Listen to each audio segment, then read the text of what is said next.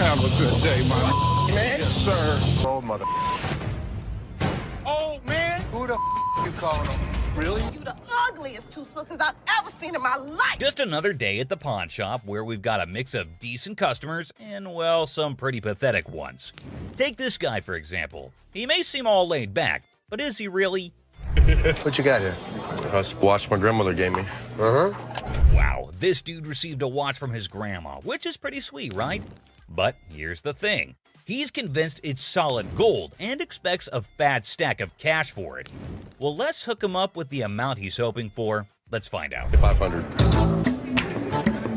The problem is the metal on it is just stainless steel. Well, the metal on it is just stainless steel, so that's disappointing. But how will this guy take it?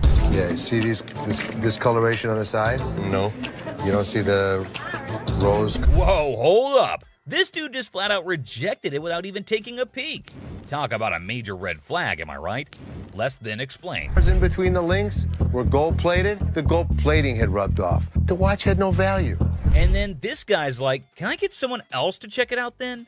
Because Les shut down his hopes of getting any cash. Whoa, okay, Mr. Expert. This dude is seriously not happy about it. Value. It does have value. How about your chain? You want to pawn me your chain? Anyway, being the sweetheart that he is, Les brings in another dude for a second opinion, just to be fair. But what happens next is totally mind-blowing and straight up disrespectful. Brace yourself for this one. It's gonna shock you. Does this bozo know what he's doing? Well, I wouldn't really call him names. Seriously, this dude needs to chill and get a grip. I mean, who does he even think he is? Anyway, from that point on, things started spiraling down, and honestly, it's for all the right reasons. 500. Nothing. Stop being a bitch. Now, Les ain't about to tolerate any disrespect, and nobody should. And this jerk is about to experience a dose of his own medicine. And let me tell you, it's not a pretty sight. Check out what Les has in store for him. Give me my mother, man. Come over here and pick this bitch. Oh man, this dude is about to get serious flipping off, I kid you not. You know what goes down with idiots like him? They're in for a rude awakening. You, get him here. Let's go, my man. Have a good day, sir. Have a good Gotta admit, that was seriously hilarious. What did Les have to lose? Nothing at all. But this guy, oh yeah, he got exactly what he deserved. The man just couldn't stop with the curses.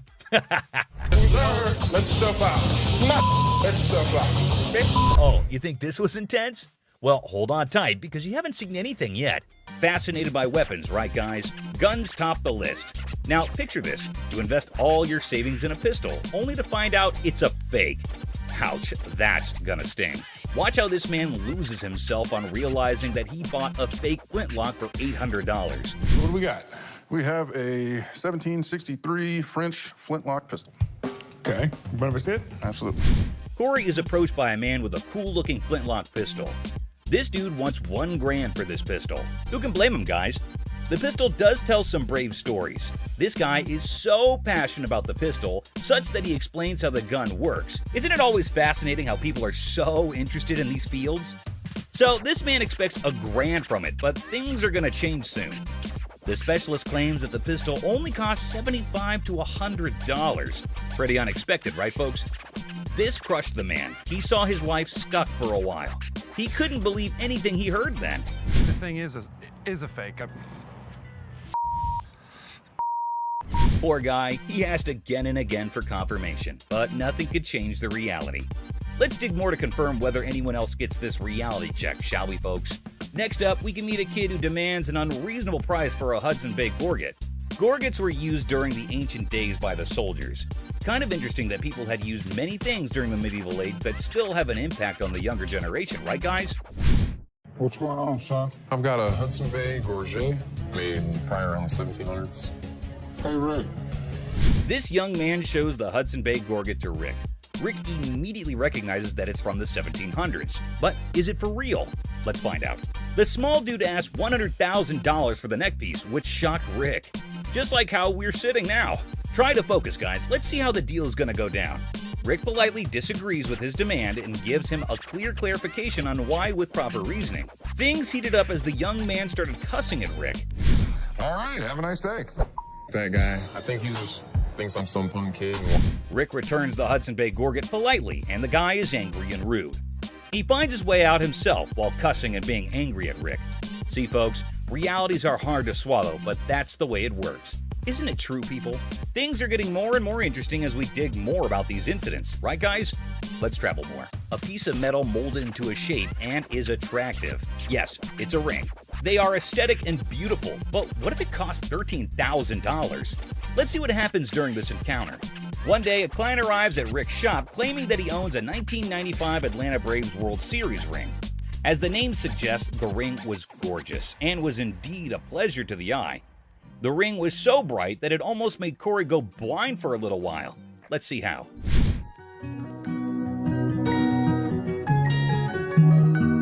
The ring was so fascinating that it captured the immediate attention of Corey and Chum Lee, and they identified it quickly. Sports enthusiasts, huh? They exchanged their knowledge about the game, then the ring. They instantly felt a connection because of their craze on sports. Let's see till when the connections last. I'm sure that the journey will be interesting. Let's go on. Corey and Chum Lee found something that suddenly changed that friendly atmosphere among them. Do you have it, the ring? It's a staff ring.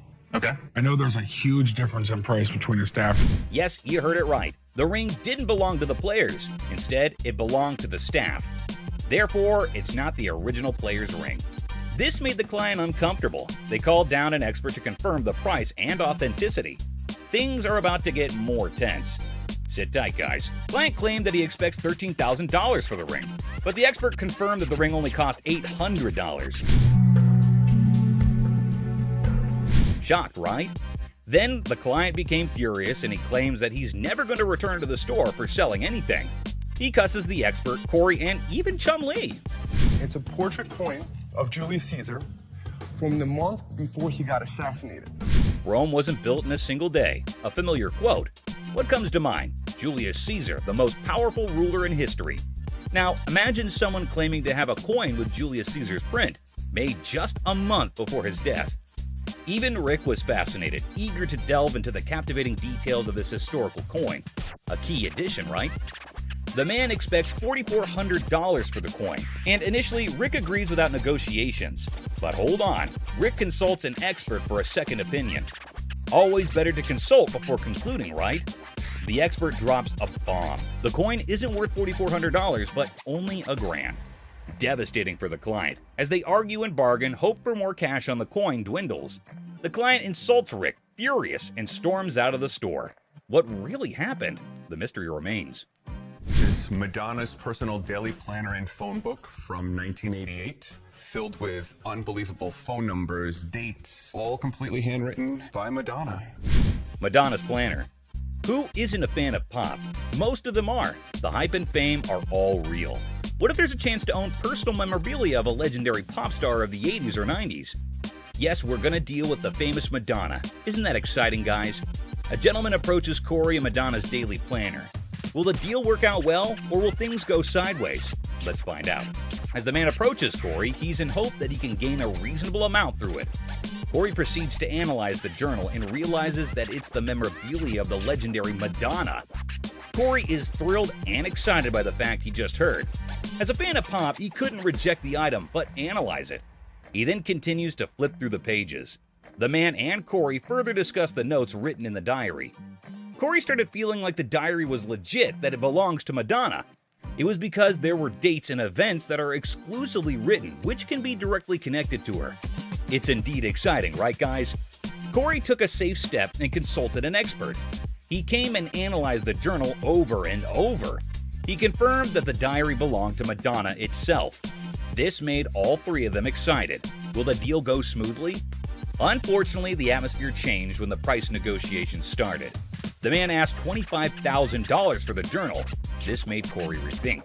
He pushed down the offer all the way down to $4,000. Corey explained why he downed the offer.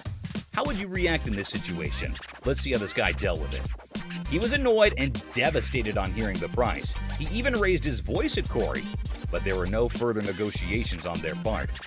Man claimed that he was insulted by the price set by Corey. He repeatedly claimed that Corey was making a big mistake and he stormed out of the shop. You think Corey made a mistake, or was it a wise decision? Clueless heist hijinks.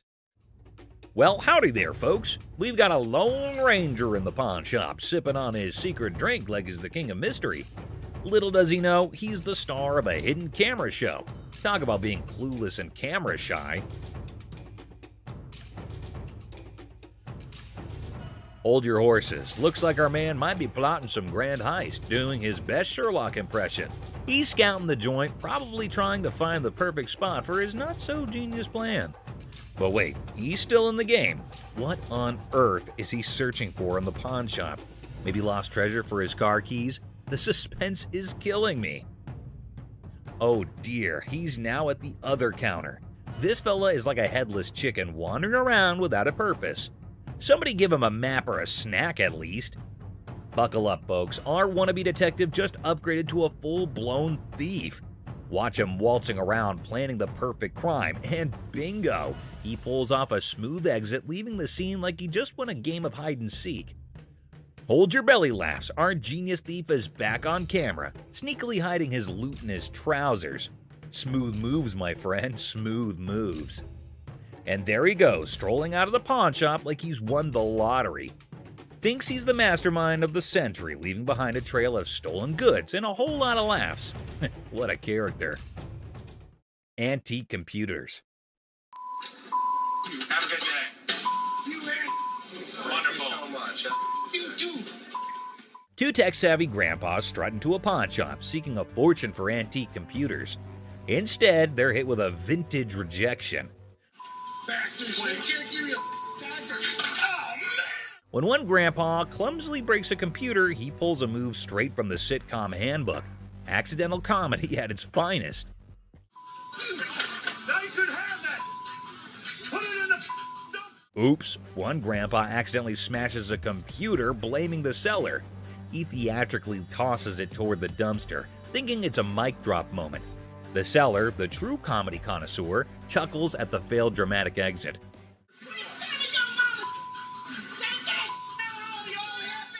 Here comes the queen of sass. A lady emerges roasting the old hillbillies and offering them an A-grade exit.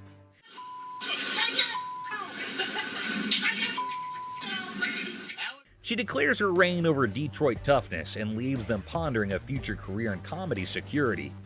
Cue laughter. Exit stage left. Ex-couple.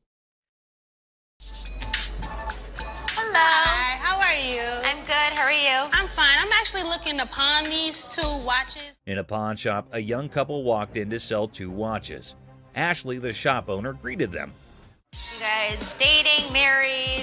Was engaged, but not anymore. When she asked about their relationship, the boy explained they used to be engaged, but are now exes because both of them cheated on each other.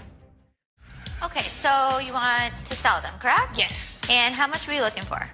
Despite their turbulent exchange, Ashley inquired about the watch's value. This one I am not interested in because we don't take this brand. You don't take that brand? Ashley noticed the watch's flaws, and when the girl mentioned a particular brand, the boy claimed it was fake. You are more than welcome, to leave that here and we can send it out to get the crystal replaced. As Ashley attempted to facilitate the watch sale, the ex-couple's argument escalated. No, what's she talking to? We ain't got all day. No, you weren't. Shut up. The situation took an unexpected turn. You never had no life before me. I won't. You never had no life before me. Girl slapped the boy, turning the pawn shop into a battleground of emotions. Had no life before me. Let's go. Let me go. Let's go. Let me go. The situation escalated post-slap as the boy, fueled by anger, forcefully dragged the girl outside. I walk outside and the lady comes back for her watches. I wish you luck. Ashley returned the watches to girl by going toward them and wishes them good luck. Shark costume.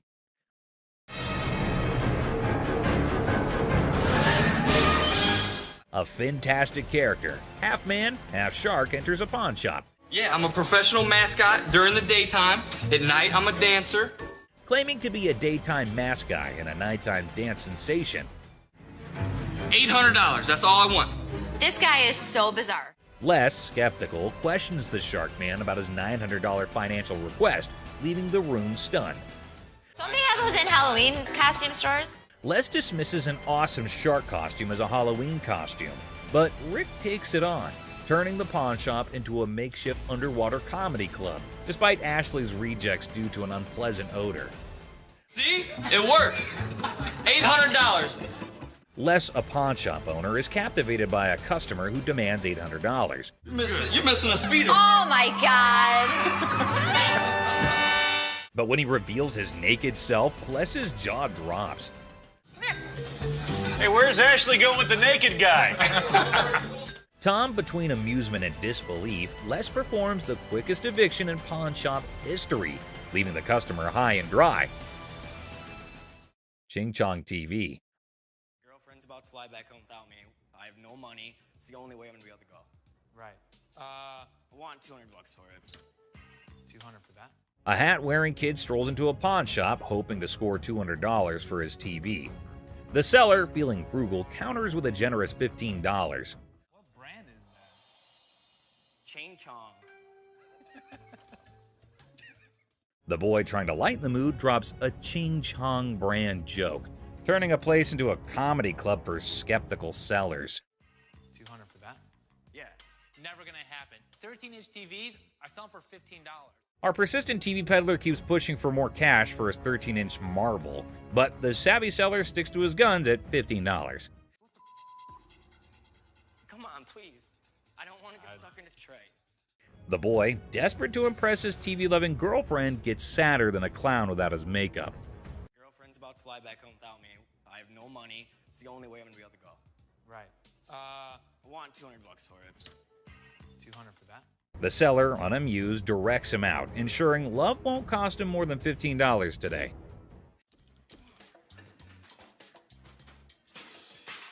In a fit of frustration, our TV tosser storms out, giving the shop a kicking and throwing his TV into a dumpster like it's a basketball shot gone wrong.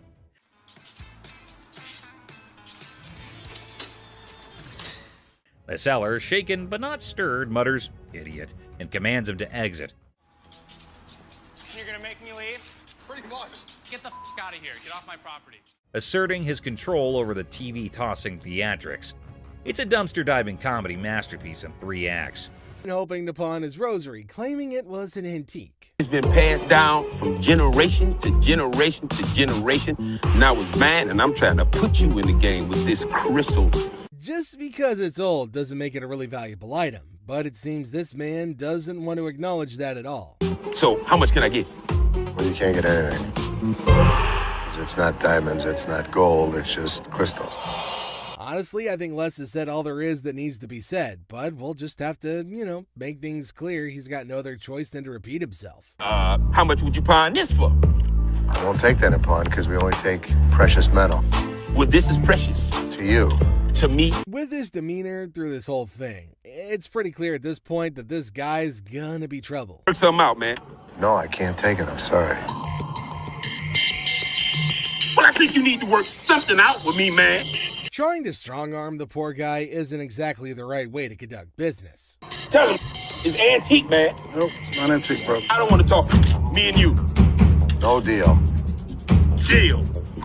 No deal. He's been introduced to the antique expert. Now it's time for the antique expert to introduce him to the door once again. Let's talk about it on the way out the door. Hey, hold on, man. Hold on, brother. Hold on. Look, hold on, man. Hold on. I can leave on my own. Hey. This customer came in to pay off the interest on an item she's pawned earlier, even though it was way past the due date. How are you? I don't know. I'm about to see. Okay, so you want to pay off your interest today? Yeah. From how snappy she was being, it was only natural she'd eventually end up on Ashley's bad side. I owe. Okay, you owe $50.60. How much? $50.60. Where the that come from? The moment Ashley told her how much she owed, she went on a very huge rant in a fit of rage. I owe $50 for Actually, my ass. I didn't know somebody that age knew so many swear words. Like, it was just, wow. She's speaking so fast that it's really tough to understand what she's trying to say at all. It's like nobody understands the words coming out of her mouth. Getting riled up and screaming spooks me out. Okay, well, let's catch up again. Spook that job. Yes, spook that job. What can I say? Ashley tried to be as patient as possible with her, which is a first if you're new to the show. It's called Yiddish. What the is a Yiddish? Yiddish with a Y. Well, I understand that either. I understand Ethiopian. How about that? The customer would eventually wear her patience thin with her obnoxious attitude. You You can pay after interest. Actually, you have 3. You can pay after First interest. it was 1, first it was 2, now it's 3. Can you please make up your damn mind and tell me what the I gotta do? Just like she's always done, Ashley decided to screech her answers back in an attempt to match your energy, since her previous attempts didn't really get very far. Okay, then go pay $50.60 and come back when you want to. Where is your boss at? I'm the boss. Now what? Looking a bit worse for wear, this customer brought in a set of fur coats. I'm good. How are you? Well, actually, I got bills to pay. I'm trying to get rid of some things. So how much money do you need? I need about $415. So $415? Even without being a professional, it's pretty clear to see that these coats are not made from real fur, to speak less of being made of lamb. This isn't lamb. That is lamb. That's not lamb. What is that in? That's lamb, honey. That's not real fur. I'm not gonna take that. There's no way she's gonna be walking away with what she thought she would, or anything at all for that matter. This is Ashley that we're talking about, and she hasn't taken a fancy to even one of the coats. I'll take this one. $40. Who? $40. 4D? Are you serious?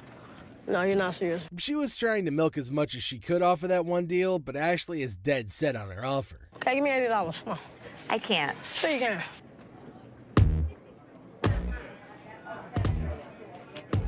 To make sure that things were cool, Byron decided to move closer, the big snuggle bear that he is. Big boy, I like big boys, yeah. You gonna climb up on you, huh? Yep. I say. Ooh, wait, don't get scared now. Come on, Red Ride. What you got? Who's that there? Of all the customers he's met, this lady's probably the first one who's walked out of the store in a very jovial mood. Come on, keep your eyes on the prize. Yeah, baby. Come on. Took it. Yeah, daddy. This customer was trying to sell a piece of jewelry that didn't exactly hit the specific weight to make him eligible to get the amount that he wanted to sell it for. It doesn't weigh enough for us to take it.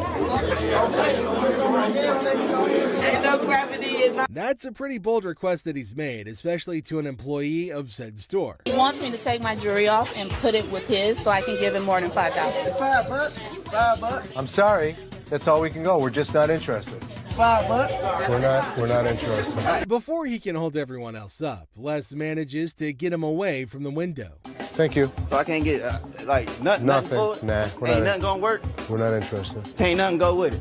I don't know what else you got to go with it. I ain't got nothing to go with. I'm asking y'all for something to go with it. Instead of just getting out of the store after all their business is over, this man decided to take a seat in one of the chairs in the store, which is a big no-no. No, he can go. I can't get a little bit behind. Hold on, man. Since he was being quite irrational, they decided to carry him out of the store, screaming and kicking. Can't get what I'm getting for. That's bull. That's bull. The customer decided to bring a stereo that she'd gotten from the store that wasn't in absolutely perfect condition like she thought it would be. You bought this here? Yes. We just want our money back. The problem is I can't give you a refund. We just don't have that option. I can give you anything else that you want to use. It's not a problem. Things would have gone quite smoothly if the customer's brother, who decided to tag along, didn't try to complicate things. That don't sound cool, man. That's not cool, man. We want our money. They sold my sister some broken merchandise. I don't see no point of pawn shops anyway. It's pretty clear to see that they can't get a cash refund. After all, it's in the fine print. But this man remains obstinate with his absurd demand. Well, the problem is we don't refund. That's right on your receipt. So if you'd like to get something else, I have no problem with that. We want something a whole lot better than what we got. So you want to spend more money? Since the customer's brothers made it clear that he plans on making a fool of himself, Les decided to give him a chance to make a choice, or an ultimatum to be precise. We don't want this. You can take this stuff. Sir, listen. Sir, no. I will be forced to have you What you mean for we're gonna do so? Immediately after Les gave him his last chance, the man made his choice, which can only mean that he'll be getting himself a one-way ticket out of the store. No. I don't. Hey, why don't we come over on this side? Let's come on over on this side. Why don't we come over on this side? You like that, man? They tried to escort him out as calmly as they could, but the man just wouldn't let up. Now, come on, man. You don't want to be stupid. They'd eventually reached an agreement and the repair was underway, but the man decided to burst in once again to cause a scene. No! You bought me, man! No! All he got in return was his forceful removal, despite the fact that he was kicking and screaming like a little baby. Thank you very much. All right, man. I come here all the time, so you just gonna mess it up for me? I've been thrown out of better places. After standing around for quite a while, this irate customer had a lot to complain about. Been here for 2 hours, man. Then they got 11 windows. You got two working. How you doing? I'm finally here, you know what I mean? I've been in the line for like 2 hours. He'd managed to get his hit in, but Ashley decided to remain professional through the whole thing, so they could finish up on time. You'd get out of here a lot quicker if you Hold on, signed what is it. this? What is this? What is what? This ain't what he told me he was gonna give me. What did he tell you he was gonna give you? Ashley wouldn't just try to give the man that amount unless that's what has been agreed upon and printed on his slip. You're not getting 400, you're getting 110. Okay, well, you can't give me my 400. Sign that, and I'm I'll not give you your saying money. You know what? Sir. See, you the type of motherfucker I've been caught outside and cracked you upside your head. I'd say that's definitely a threat if I've ever heard one, and the people in American Jewelry and Loan don't exactly take kindly to threats. Listen here, I'm a Go pimp. out front and get I'm your a real back. pimp. Go I'm a real out pimp. front I'll and put you get on. your back. I will put you on. Hold on, you don't gotta walk up on me. Ashley had enough of this man and his mess, so she decided she wouldn't be handing him the money that he wanted. Son, Get your want to talk to you. You're gonna talk to me with some respect. I got more women on the street out here hustling, doing things for me every night, every day. The man clearly didn't take the rejection lightly, but with the security team there to keep him at bay, all he could do was talk up a storm. How y'all gonna put me up out this motherfucker, man? You feel what I'm saying? I know you just doing your job, big dog, but I drive with BMW, man. This customer is probably the funniest yet. She came in wearing the merchandise she was hoping to sell. How you doing? I'm good. How are you? I'm Shannon. Hi, Shannon. How much would you give me for this? How much you want? At least 1,000. Les's offer seemed quite little to this customer, who exclaimed greatly just to show his displeasure with the amount offered. I can give you 100. 100 for this coat? I want more than 100. How about 100? How can she expect him to trust her judgment on the price? She doesn't even have an inkling of what the coat is really made of. Ma'am, Okay, you got me up. it's Fox. This is a rabbit, a bird, whatever the I want it to be. They decided to just troll her as hard as they can because they could. You gonna give her more than $100 on that?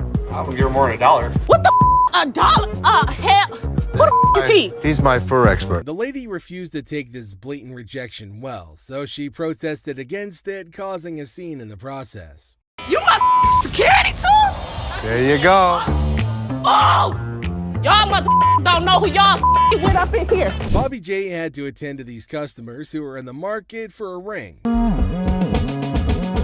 I'm gonna pose my boyfriend. Tomorrow's our 6th anniversary, 6 years anniversary. Really? Yes. With jokes being thrown around and the likes, you'd have thought things might just end differently from the others this time. Okay, so what size, do you know the size that he is, or ring-wise? I thought you was talking about that size. I was like, that is too personal now. No, I'm not. Bobby tried his best, putting them through as they went round checking the set of rings they had available at the store.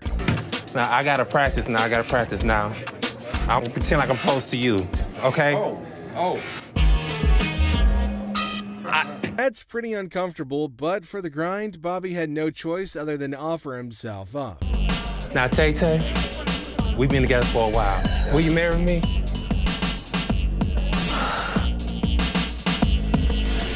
I would be honored. Bobby was just relieved to know the whole affair was about to be over as he directed them over to sales window for the payment. All right, enter your 4-digit PIN followed by the green button, please. Okay. Fine. It's declined.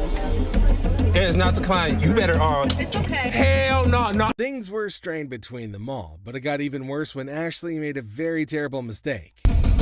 No, look. Your ass is gonna give me that ring. Sir, listen. Sir. Bitch, who you calling sir? Who you calling sir? Since they couldn't calm the customer down, they had no other option than to toss her out. It's my anniversary now. No, act like a lady. I am acting like a lady, but she gonna sit there and call me. No, she gonna sit there and call me sir. Oh my God. To start off this deal, Les and the customer had a little argument over the right procedure for authenticating diamond earrings. I was coming to pawn my ring because I have to pay my rent. It was due a couple weeks ago. Oh, okay. Rather than carry on wasting his time with the pointless conversation, Les decided to settle for business instead. Okay, how much did you want, man? $200. 200. Well, what I can do is I can give you 80. $80. $80. I'm not just about to let you have this for $80. I paid $500 for this. There's no way they can give her more than they can get back on the ring in case she, reneges on the deal. So Les tries to explain and hopefully make her understand. How would you Man, what the? Just like that, she'll have to go back with nothing, and she might be barred from coming back, especially with how she tried to hit Les. Thank you. This woman could not keep control of herself. I don't know what the hell her problem was. I don't give a what her problem was. It was a day just like any other. Well, it was until Ashley was confronted by a very pissed off customer. I paid $500 for this earring, and look what this done did to my ear. Ugh. From how rapidly he fired out his complaints, Ashley tried to make him repeat the issues that he's got. You want me to figure out? You want me to figure out why your ear's turning a different color? Is that a real diamond? I look at his earring that he says is turning zero green, and it's a fake diamond with a fake metal. He might have switched the earrings out for another, thinking that he can get himself some cash at the business's expense. I got my lawyer with me. This is wrong. Show me your card. I don't have a card with me. What law firm do you work for? It's not important. It is. With how elusive the supposed attorney was being when asked to reveal his identity, it's quite clear to see that he might be a fake the man brought along. This is my attorney. Would you like to meet my attorney? I want my money. My attorney will escort you out. You better not put his hand on me. Then you better turn around with your two legs and walk out yourself. Since he's been warned but refused to listen, he only had himself to blame for what was to happen next. Pushing on me. Get out. What you mean, get out? Get You out. don't just tell me what to do. Get out. Yeah, took my money. You sold me a bold earring. Les had to attend to this customer who came in accusing them of having sold her a fake purse. Hi. I want my money back. I paid you $500 for this purse. I want my money back. If the lady would just calm down and try to explain things to Les instead of trying to mess with Les, maybe they could have gotten somewhere. I didn't give you a second when I gave you my money. Ma'am, I'm trying not to really You lose took my control. money and I won't. Show me the receipt. Well, she managed to calmly explain things to Les this time, which he couldn't be more than grateful for. This is tarnished. You know what that stands for? What is MK? Lighting a cigarette in a store filled with items that could easily be set ablaze isn't exactly advisable, and despite their attempts to get her to stop, this lady remained obstinate. Get your hands off me. I'm not. Put your cigarette out. Put it out. Get your hands off me. Put your cigarette out. Get your hands off me and I'll put it out. With great confidence, rather than cave into her demands, Les made Byron escort her out of the store. The earth is shaking. The ground is moving like... A mother and daughter who thought they had won big at a slot machine in the store, an aspiring singer trying to build her own fan base with the wrong crowd, and a guy who thought he could get a job when he just showed up for the first time. These are the biggest clowns. And finally, down to the #1 worst customer. This customer was being disrespectful and disgusting at the store, and someone finally put him in place. Whew. You understand that? I got you. Don't with my kid. I'm sorry, man. You don't with my kid. He walks in and notices a table and immediately just announces to no one in particular that somebody needed to come to help him out with it. That's really not a nice way to ask. Jeez. Take a look at how he was behaving. Let me lay on this mother. Let me see. This is a sex table? This is for what? He was being very crude, and Ashley notices his presence there very quickly, especially considering how loud he was being. He again keeps shouting for someone to come help him, and then, you won't believe this, but he asks for Ashley in person and says she is his girl. Take a look at what he was saying, or rather shouting. Ashley, man. That's my girl. Yeah, I want Ashley, man. Oh boy, get a load of this, guys. Ashley was absolutely disgusted by what was going down. Turns out this dude we're talking about is a regular at the store, and he's always spewing disrespectful comments left and right. But here's the twist. Most of those nasty remarks are aimed right at Ashley herself. Can you believe it? But wait, there's more. This time, he's taking his craziness to a whole new level, and Ashley's never seen him act this bonkers before. He asks her what the table cost, and when she tries to reply, he says something completely horrible that caught everyone's attention. What you want for this table, girl? That's actually... Get your ass over here and shut up. The moment she spots this guy on the table, she's like, yo, get off, dude. but he's not having it. He keeps telling her to shut up or get lost. That's when the bouncers step in, swooping in like superheroes to have her back in a flash. But here's the kicker, my friends. Even after all that, he still won't quit with the rudeness. He's talking down to her like he owns her or something. And let me tell you, she's beyond upset. She's furious at the way she's being treated just because she's a woman. Take a look at what he's doing in the store. No. No, you Josh. be quiet. Look, come this way, baby. Who do you Come think here, you sis. are to talk to me like Bro, that? if you let me, I'll be slapping. Yo, hold up, people. Leslie catches wind of all the chaos and rushes in to see what the heck is going down. And let me tell you, he's in for a penguin generator guest. Well, folks, here we're witnessing a bizarre episode at the local electrical supply store. A guy waltzed in reassembling a penguin on a skateboard, rocking mismatched socks and a Hawaiian shirt that screams lost bet. The shopkeeper's expression? Priceless, my friends. Generators are simple to use, my man. It doesn't run out of electricity or nothing, though, does it? Hold on to your hats. Our penguin skater is on a mission for a generator because his house is in the dark. And get this. You want to generate electricity, yeah, right? That's what a generator does. So all you do, open up the gas can. He needs power for his rare rubber ducks. The shopkeeper, baffled as if an alien just offered him moon rocks, points to the generators. But wait, our penguin is more lost than a fish in a chess game. Round 2 of generator education, anyone? Could I take it to my house and see if it'll work? What? Like, go to my house. We don't allow you to try it out at home. After a reluctant re-explanation, our penguin's eyes light up, as if witnessing a magic trick or realizing he only has $500. It says 900, but I don't have 900. What do you have? I only got like 5. 500? Yeah. Negotiation time, folks.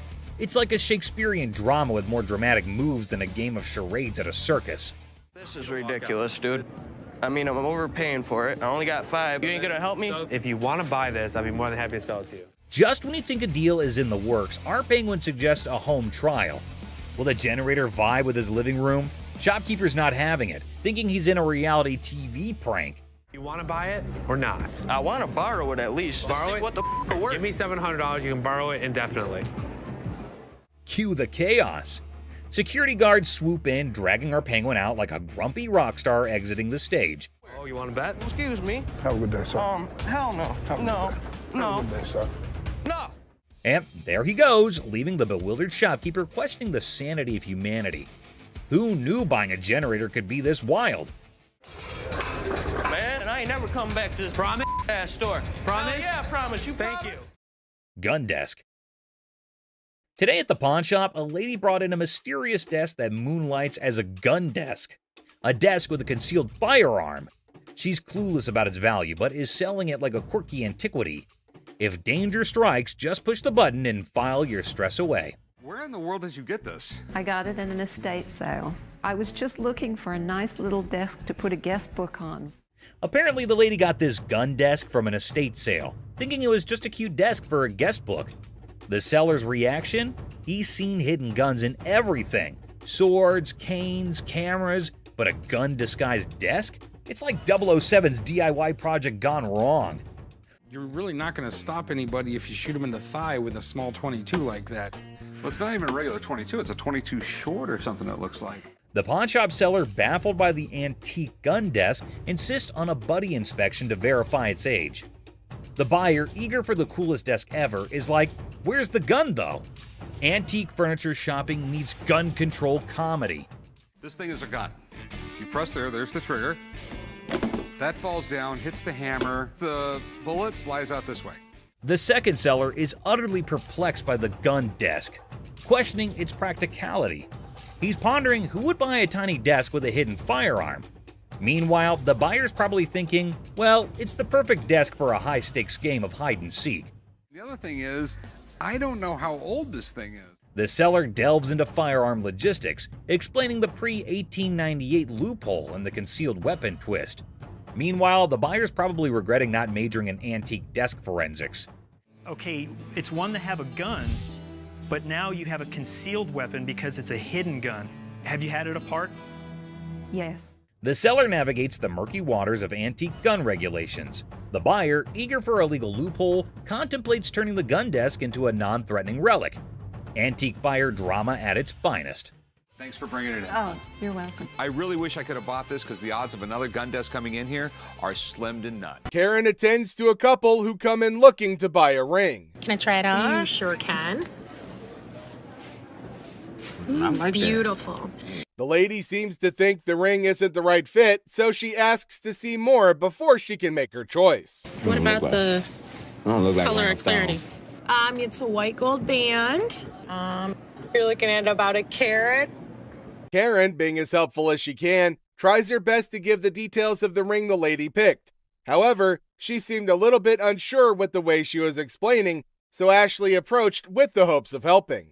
Yeah, it's round stones. Oh yeah, these are round stones, and these are all G color, VS clarity. How much about for that one? This one is going 1,000. Karen tries to tell Ashley off since she believed she was trying to snatch the deal away from her. You want to show her this one? Explain it to her. Sure. This is round stones, baguettes in the center here. Could you tell me a little bit about the color and the clarity on that one? Actually, here you go. Yeah, these are G color. The radiant of the round diamonds are gorgeous. Ashley manages to snatch the sale by pitching in without consulting Karen, who started the whole thing, leading to her having an even more unfavorable impression of her. Thank you, Ashley. Thank you. Appreciate it. Go ahead and walk over to the window and we'll get it written up Okay, for you. thank you. Seriously?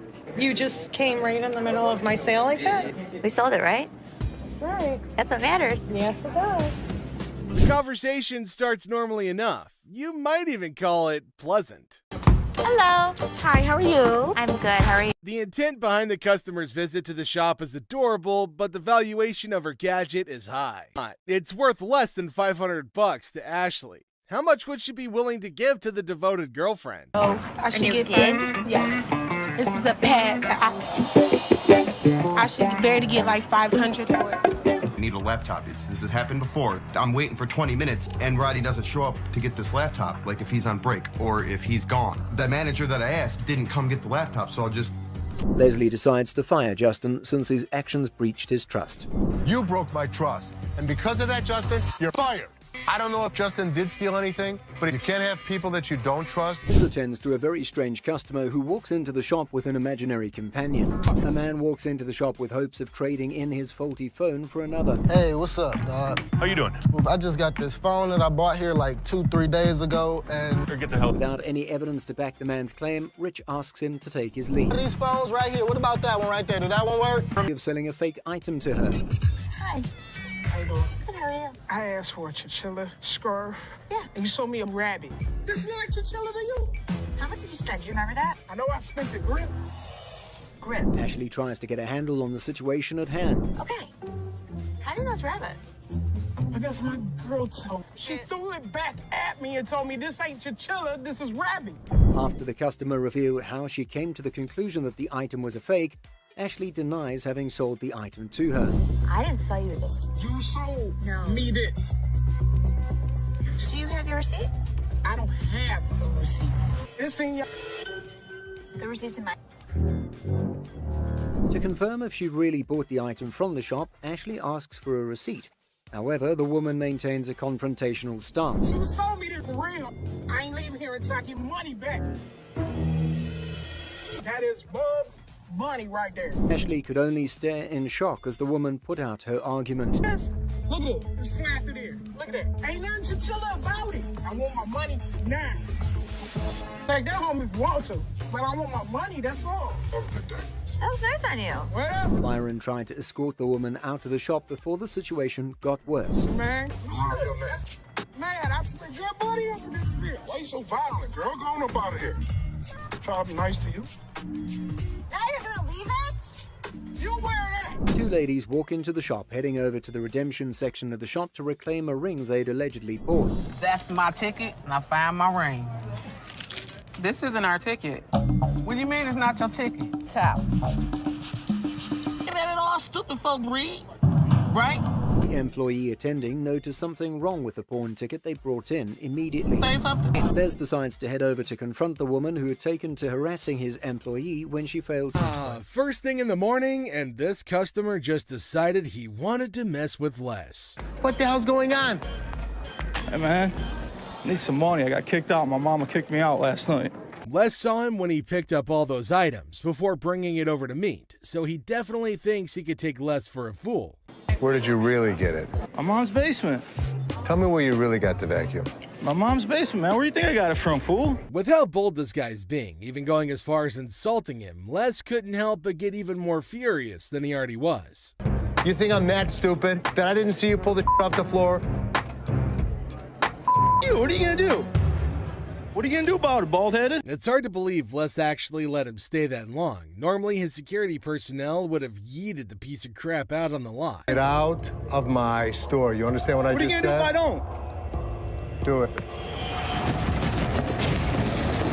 Keep walking, buddy. Well, he screwed around and he found out the hard way. Bet he's not gonna think about doing that again anytime soon. You start stealing stuff from my store, it's time for your ass to be thrown up. Oh, your pants are falling down, buddy. Ashley makes sure the angry Karen leaves the pawn shop, but she doesn't do so quietly. I just bought this TV. It's broke. No, I don't. When did you buy it? I bought it yesterday. Yes, I did. I need you to give me my money back. I don't know if you bought it from us. But you owe me for my DVD. Where's your receipt? I don't. Do I need to get loud? No. Why not? This woman starts trouble when Seth refuses to change her TV. Excuse me. Who do you think you are? I don't need your help on this one. Thank you. Mom. Excuse me. Hey, it's me. Excuse me. Excuse me. What you do that for? Unreal. Anger management. She doesn't last long in the pawn shop, and she even broke the TV more for some random reason. Look at her watch. Absolutely. Is that a ladybug? It is. Yeah, that looks kind of nice. Full cut stones. Give me a second. Okay. Mother pearl dial, like I said. Man, same old, same old. What's going on? Excuse me? Don't you get paid by the hour? Trying to rush people? I'm not trying to rush you. You are trying to rush me. Get the watch back out. Don't try to play me. Seth and this customer can't seem to get anywhere in this transaction because she's texting. No, I'm not You laughing. laughing? You laughing? What's funny? Are you mental? Menthol? Mental. Oh. Do you see this phone? Do you see me texting? I can slow down. Yeah, please slow down. I am texting at me like I'm crazy. What is crazy to you? I ain't crazy. Yeah. I'm a VIP. You better recognize. Have a good day, man. Ooh, you have a good. Byron, Who owns time this for her to place? go. I'm trying to buy a watch. Don't be pushing me up in a flop. Please. Pay attention. Because I ain't got time for it. You know what? She got outside like a damn transformer. Wig flew off. She saw the darn king starter king. It was terrible. Don't feel about the wig. Have a good day. Leave me alone. The woman gets worked up about her texting. This leaves Seth no choice but to send the woman off the premises. All right, I'm gonna redeem this. Okay, actually, this was pulled. Pardon me? It was due on the 2nd. No, I'm here to pay it right now. I know, your loan is only for 90 days. So What are you talking about? If it's out there, then we can work from there. Look, seriously, come on, why don't you just give me the TV back so I can Yeah. leave, all right? Yeah, I'm getting a little aggravated. I'm sorry you're getting. I'm ready to, it's You're just, ready to what? Just get pissed off. All right, I'm not. Seriously, no. Seriously. Yeah, seriously, I want to just get it over with. What are we Come gonna on. get over with? I want to get my TV. What you can do is you can go buy a TV. You know what? I'm getting. You sound just like him. I'll put a big ass flyer in the street. I'll make up signs. Well, American jewelry alone sucks. Looking like Nick Nolte after hanging out with Charlie Sheen for 3 nights. I don't somewhere, man. The guy wants his TV back, but he's past due. And it's really hard for this delusional man to... Me. Have a good day. I'll be back. The irate Karen tries to take matters into her own hands, but ends up getting thrown out instead. Hello, my wife. Oh, y'all don't want to. She's gonna try to take a call because we won't give her TV back. I think that's an even trade.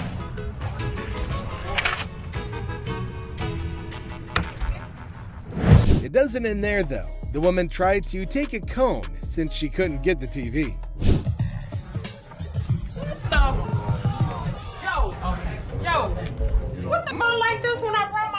man, what's up with all these frustrations and boy? Can you please get some Windex? You go get me some other Windex and some tissue and let's do right. And wipe my laptop down. You better give me that Windex. They not doing that. Yeah, I couldn't believe she was going off because her laptop had a couple of spots on it. She probably missed her breakfast. Oh, stop, man. Don't come in here like that, dog. You looking all retarded and you stupid on the You ain't gonna walk up on me. Get out of the way. Delusional customer rains insults on Joe when he can't help her clean her laptop. You crazy. You don't realize who you messing with. I see you again in that video. I'm gonna hit you on my truck. Look at this. All this dust and stuff. This my sponges and I shouldn't even have to do that. You think I'm gonna do business here again? Yeah. When I was standing out there and I kept telling you to move away, you're walking back at her? Are you doing that? Get away. When that happens, remove yourself. Be professional. The crazy woman is shown out of the store and Les shows his disappointment to Joe. Mechanical bull. Ah, the good old days of Wild West bull riding and rugged cowboys. Some dude missed the memo that it's not exactly the trendiest scene nowadays. Time to catch up, y'all. Going for a ride in my parking lot, or what are we doing? Let's have a little fun, girl. We're trying to sell our mechanical bull. Why do you have it? A Western-themed restaurant bar before, and that was the theme. We put the bull into the bar. Well, slap on those cowboy hats. We got ourselves a scene here. But seriously, who's taking bets on whether they can wrangle a decent price for that rodeo-style bull riding? Let's say you were to buy these brand new. How much do they cost? They cost around $15,000 to $20,000. How much do you want? $15,000. So if I was to buy this brand new or buy this used from you, it's the same price. Rental companies rent these out for $750 a day. There's a lot of revenue potential. Ah, man, sad to see these alpha men taking back their bull home. But folks, hold on to your hats. Maybe Ashley has something else in her mind. $3,000 right now. 45. 31. 39, you pack it up. That's my bottom dollar. 34. I can't do it. Sorry, good luck. Dr. Death's van. Step right up, viewers. You've heard of Dr. Death, but today's highlight is the van that spotlights as the ride for assisted suicides. Because nothing says vacation like a one-way ticket, right? This is a 1968 Volkswagen van owned by Dr. Death, Jack Kevorkian. By Dr. Death. This is the actual van that he did his first and several other assisted suicides in. Jack Kevorkian was an iconic figure in the city of Detroit. We're not aiming for a Valley of Chrome farewell tour this time. Mr. Big Bucks here wants a six-figure sum. Brace yourselves, because Les has his few concerns all queued up. It is a piece of history. I like buying weird. You won't find another one. The problem is, it doesn't make sense to spend six figures on something like this for me. Well, you either love it or hate it. But I love it. This is definitely a piece of Detroit. A van oozing that delightful combo of creepiness and death vibes. So legit. However, why not throw in another expert opinion?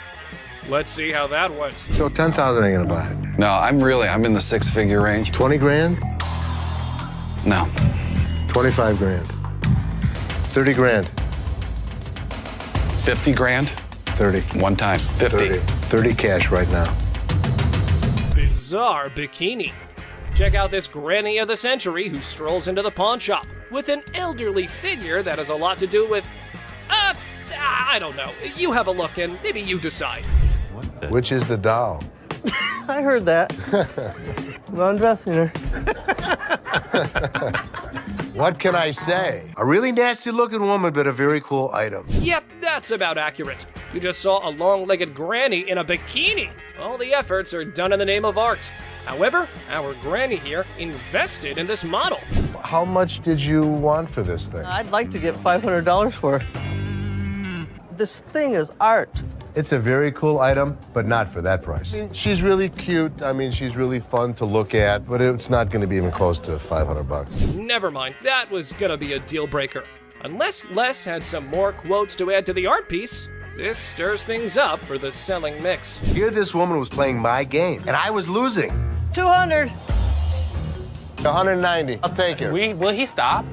Okay, schlep it home. You know, I heard my dad saying it wasn't worth the extra $10. Bull. She wants 200. Welcome back to our channel, guys. No, let's go. Man, let me go. Let me go, man. Let me go. I need my money. What you so mad for? Go ahead. Man, they took my money, man. Today, we've got a wild ride for you on Hardcore Pond with some idiots.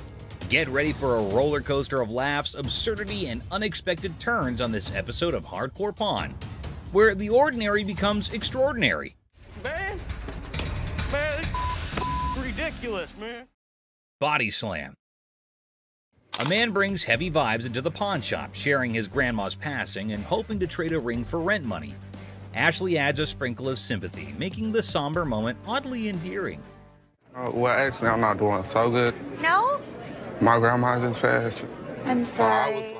Ashley rains on the customer's parade, revealing the ring's lack of godliness. Frustration brews, and Ashley suggests pawning everything but the kitchen sink. The struggle for value turns into a financial comedy sketch. It's not real gold. So you saying it?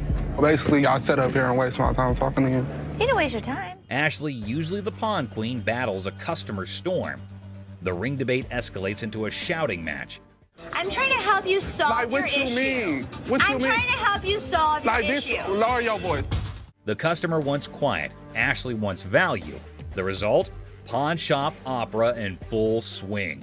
Don't tell me what to do. Don't put your finger in my face. Don't put your finger in my face. Enter Byron, the pawn superhero. Ashley's yelling fest transforms into a tag team wrestling match. No, let's go.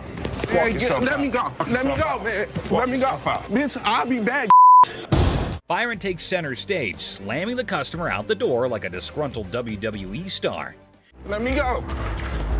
Man, y'all got me. It's a pawn shop drama with a security twist. People come in my face all the time and people like scream at me. Nobody's ever touched me. A $3 bill. Hi, excuse me. Yeah. Hi, I'm looking for a watch, maybe about $100. I got $100 to spend. Well, well, well, look at this drama unfolding in our favorite pawn shop. A woman struts in like she owns the place. The owner, trying to impress her, showcases some bling, and she's all ears. It's like a weird dance of possessions. That's really pretty. It's really Looks pretty. good on you. That was 100. 100. I'll take it. Okay? Things are heating up. The woman, feeling all high and mighty, wants the pricey watch. Negotiations are on, and after some back and forth, she says yes. Cash time, right? Wrong. Now we add tax on that. It's gonna be 106. All right. Here. Hold up, the plot twist is here. She pulls out a gift card worth $100 and thinks she's the queen of the pawn palace. The owner's face? Priceless. She's like, lady, are you serious? These are not our gift cards. What would you call it? These are preferred customer. No, snap. The owner ain't buying it. He accuses the gift card of being faker than a $3 bill. Trauma alert. The woman's in denial, insisting it's legit. This is better than a soap opera. Lie $100 on it. That is not our gift card. And now, ladies and gentlemen, we've got a full-blown showdown. The owner versus the woman. It's like a bad reality show. She's trying to swipe that card. He's not having it. Cue the verbal fireworks. Okay, I'm not about to lose. Hold on one second. Let me explain this I'm to her. not about to lose. I want the watch. Turn around and swipe. The tension is thick, and so is the irony. The woman's yelling, the owner's smirking. It's like a comedy sketch gone wrong. This fight is going in circles, and I'm here for it. You the ugliest two sisters I've ever seen in my life. Finally, someone with common sense. The owner kicks her out like he's escorting a misbehaving guest from a party. She's asking for directions like she's lost. Well, she kind of is, lost in her own questionable choices. No, I'm gonna get my money. Hey, Byron, show her where the money's at. My money. He's gonna show you where the money's at. As she's thrown out, she's hollering about fraud and wanting her money back. Lady, you tried to pull a fast one, and now you're left with nothing but echoes of your failed scam. Better luck next time, or not. Go ahead. Man, they took my money, man. Somebody want $100. Penguin generator guest. Well, folks, here we're witnessing a bizarre episode at the local electrical supply store. A guy waltzed in reassembling a penguin on a skateboard, rocking mismatched socks and a Hawaiian shirt that screams lost bet. The shopkeeper's expression? Priceless, my friends. Generators are simple to use, my man. It doesn't run out of electricity or nothing though, does it? Hold on to your hats. Our penguin skater is on a mission for a generator because his house is in the dark. And get this. You want to generate electricity, yeah, right? That's what a generator does. So all you do, open up the gas can. He needs power for his rare rubber ducks. The shopkeeper, baffled as if an alien just offered him moon rocks, points to the generators. But wait, our penguin is more lost than a fish in a chess game. Round 2 of generator education, anyone? Could I take it to my house and see if it'll work? What? Like go to my house. We don't allow you to try it out at home. After a reluctant re-explanation, our penguin's eyes light up as if witnessing a magic trick or realizing he only has $500. It says 900, but I don't have 900. What do you have? I only got like 5. 500? Yeah. Negotiation time, folks. It's like a Shakespearean drama with more dramatic moves than a game of charades at a circus. This is ridiculous, dude. I mean, I'm overpaying for it. I only got 5. You ain't gonna help me? So if you want to buy this, I'd be more than happy to sell it to you. Just when you think a deal is in the works, our penguin suggests a home trial. Will the generator vibe with his living room? Shopkeeper's not having it, thinking he's in a reality TV prank. You want to buy it or not? I want to borrow it at least. Borrow it? What the f work? Give me $700. You can borrow it indefinitely. Cue the chaos. Security guards swoop in, dragging our penguin out like a grumpy rock star exiting the stage. Oh, you want to bet? Excuse me. Have a good day, sir. Hell no. No.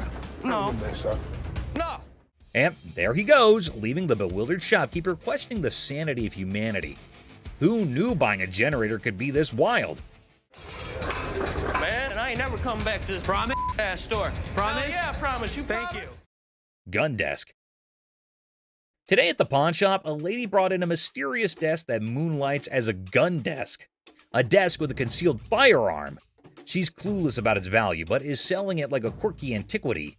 If danger strikes, just push the button and file your stress away. Where in the world did you get this? I got it in an estate sale. I was just looking for a nice little desk to put a guest book on. Apparently, the lady got this gun desk from an estate sale, thinking it was just a cute desk for a guest book. The seller's reaction? He's seen hidden guns in everything. Swords, canes, cameras, but a gun-disguised desk? It's like 007's DIY project gone wrong. You're really not going to stop anybody if you shoot them in the thigh with a small 22 like that. Well, it's not even a regular 22. It's a 22 short or something, it looks like. The pawnshop seller, baffled by the antique gun desk, insists on a buddy inspection to verify its age. The buyer, eager for the coolest desk ever, is like, where's the gun though? Antique furniture shopping meets gun control comedy. This thing is a gun. You press there's the trigger. That falls down, hits the hammer. The bullet flies out this way. The second seller is utterly perplexed by the gun desk, questioning its practicality. He's pondering who would buy a tiny desk with a hidden firearm. Meanwhile, the buyer's probably thinking, well, it's the perfect desk for a high-stakes game of hide-and-seek. The other thing is, I don't know how old this thing is. The seller delves into firearm logistics, explaining the pre-1898 loophole in the concealed weapon twist. Meanwhile, the buyer's probably regretting not majoring in antique desk forensics. Okay, it's one to have a gun, but now you have a concealed weapon because it's a hidden gun. Have you had it apart? Yes. The seller navigates the murky waters of antique gun regulations. The buyer, eager for a legal loophole, contemplates turning the gun desk into a non-threatening relic. Antique buyer drama at its finest. Thanks for bringing it in. Oh, you're welcome. I really wish I could have bought this because the odds of another gun desk coming in here are slim to none. Super Bowl ring. Walked into the pawn shop like a Super Bowl champ flaunting a ring fit for the football gods. The seller's dreaming of a touchdown deal at $22,000. But he's ready to settle for $19,500 because even champions negotiate in the end zone. I'm looking to get anywhere from like $22,000 to $21,000 for the ring, but if $19,500 was to hit it, I'd take it. The seller got the ring from a forgetful wide receiver deal. It's from Super Bowl 39, and despite the shop owner's dislike for the Patriots, he acknowledges their success. An issue with the ring's mark is noted. If this Super Bowl ring is the real McCoy, it's worth tens of thousands of dollars.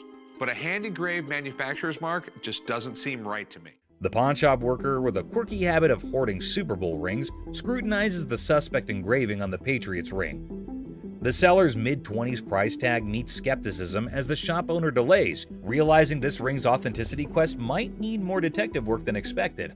I'm gonna have to get somebody in here because it just doesn't look right. I want to do a little bit more research, so we'll get this thing figured out. The seller's nervous about the big bucks, defending the ring's authenticity with player credibility. The pawn shop worker, still skeptical, calls in an expert, and in walks Jeremy, the ring detective, ready for some bling investigation. Now, rings that are given to players are far more valuable than if they're given to a front office staff member or something. The expert, dropping knowledge on the 04 Patriots ring, relishes Eagles' losses. He educates on the ring's bling, emphasizing player ring's value, and highlights the counterfeit struggle. The pawn shop now has a sports memorabilia professor. Usually you would see that not only in a different location, but it looks to be actually hand engraved rather than actually out of the machine. The expert dissects the Jostens mystery, noting hand engraving and unique features. Despite the unconventional markings, he vouches for the ring's legitimacy. The 04 Patriots bling gets a 100% authenticity seal, and the pawn shop rejoices in a victory for sports memorabilia truth. They actually had to have somebody laser engrave each and every ring. So this ring is 100% legit, and it's pretty awesome. Sweet. The appraisal moment arrives, and the expert places the 04 Patriots ring in the high demand category, estimating it between $30,000 to $35,000. Super Bowl rings from players such as this sell from about $30,000 to $35,000. Nice, nice. The seller, aware of economic woes, starts at $22,000, but the pawn shop owner, considering the long wait, bargains at $18,000. Negotiations roll with a counteroffer of $21,000, reminding the seller you don't have anything like this in your showcase. The ring dance continues. I go 21. You don't have anything like this in your showcases. I know you have a Patriots ring, but you don't have that Patriots ring. After intense haggling, the 04 Patriots ring lands in the pawn shop owner's possession for $20,000 cash. Family banter erupts over the new addition, turning it into a $20,000 paperweight threat. The ring battlefield unfolds. I'll give you 20 grand. Pass. 20 grand. Cash. $100 bills. Just because I need a Super Bowl ring for every one of my fingers. Deal. Deal. All right. German spy camera. At the start, the speaker enters a pawn shop and introduces the item, a 1950s German spy camera reminiscent of something out of Inspector Gadget. The brief mention of Inspector Gadget adds a touch of intrigue and playfulness to the scene. So how's it work? You adjust these little dials here depending on what you're trying to take your photo of. The focus shifts to the camera itself, identified as a Minox 3. The speaker highlights its compact size, likening to a cigarette lighter. If you give a 10-year-old a camera and say it's not just a camera, it's a spy camera, it probably got you out of your parents' hair for a couple hours a day. Oh, yeah. The customer expresses the purpose of their visit to sell the 1950s Minox 3 spy camera. The stated price expectation is around $150, indicating the perceived value of the vintage device. With all this on there, it makes it completely illegal for me to have anything to do with it. Chopper loan negotiation. So how can I help you? Steph, I got this. I can help him. I got it. How do you think you know more about silver than I do? I know how to price it. I know exactly how to. In a high-stakes confrontation at a jewelry counter, emotions flare as two individuals argue over expertise. Tensions rise with each claim about pricing silver, creating a chaotic scene. $30,001. No, it's not the $1. 30 grand. I'd like to say yes. Listen, 40 or 20. Let's flip a coin. The scene shifts to a pawn shop where negotiations over a custom-made chopper motorcycle take center stage. The owner seeks a loan, facing financial struggles and desperate circumstances. What are you doing? What you got? See if I can get a loan on my chopper. It's a 113 motor. The motor alone was $7,000. The stakes rise as a coin flip determines the fate of a $20,000 loan for the chopper. The tension escalates, showcasing the unpredictability of financial decisions and the impact on the customer's life. I've seen a lot of motorcycles come in here, but I've never seen one like this. Okay. I need about $10,000. The focus shifts to the custom chopper's specifications and sentimental value, highlighting the emotional connection due to the brothers' craftsmanship. The negotiation becomes a delicate balance of compassion and financial reality. On a loan, about $5,000. Paying off both or? $5,000. I'll go $5,500. All right. Deal. All right, we'll get you $5,500. The episode concludes with a deal struck at $5,500 for the motorcycle. Despite falling short of the initial request, there's a glimmer of hope for the customer, bringing a mix of relief and uncertainty. Misguided price pursuit. that. Is it real? Well, you gotta pull this. Pull that. Try pulling that. I don't know how much that is. You got nothing. Two black women enter a pawn shop and discover a game machine. Excitement turns to disappointment as they realize it's for entertainment only, not for winning real prizes. This is a toy. That's a toy. It's a toy. This is here for the You're the manager? I'm the man. Oh, nice. You're not gonna get it. The atmosphere intensifies as the women express their displeasure, demanding a prize from the machine. The situation escalates and the guard steps in to address the misunderstanding.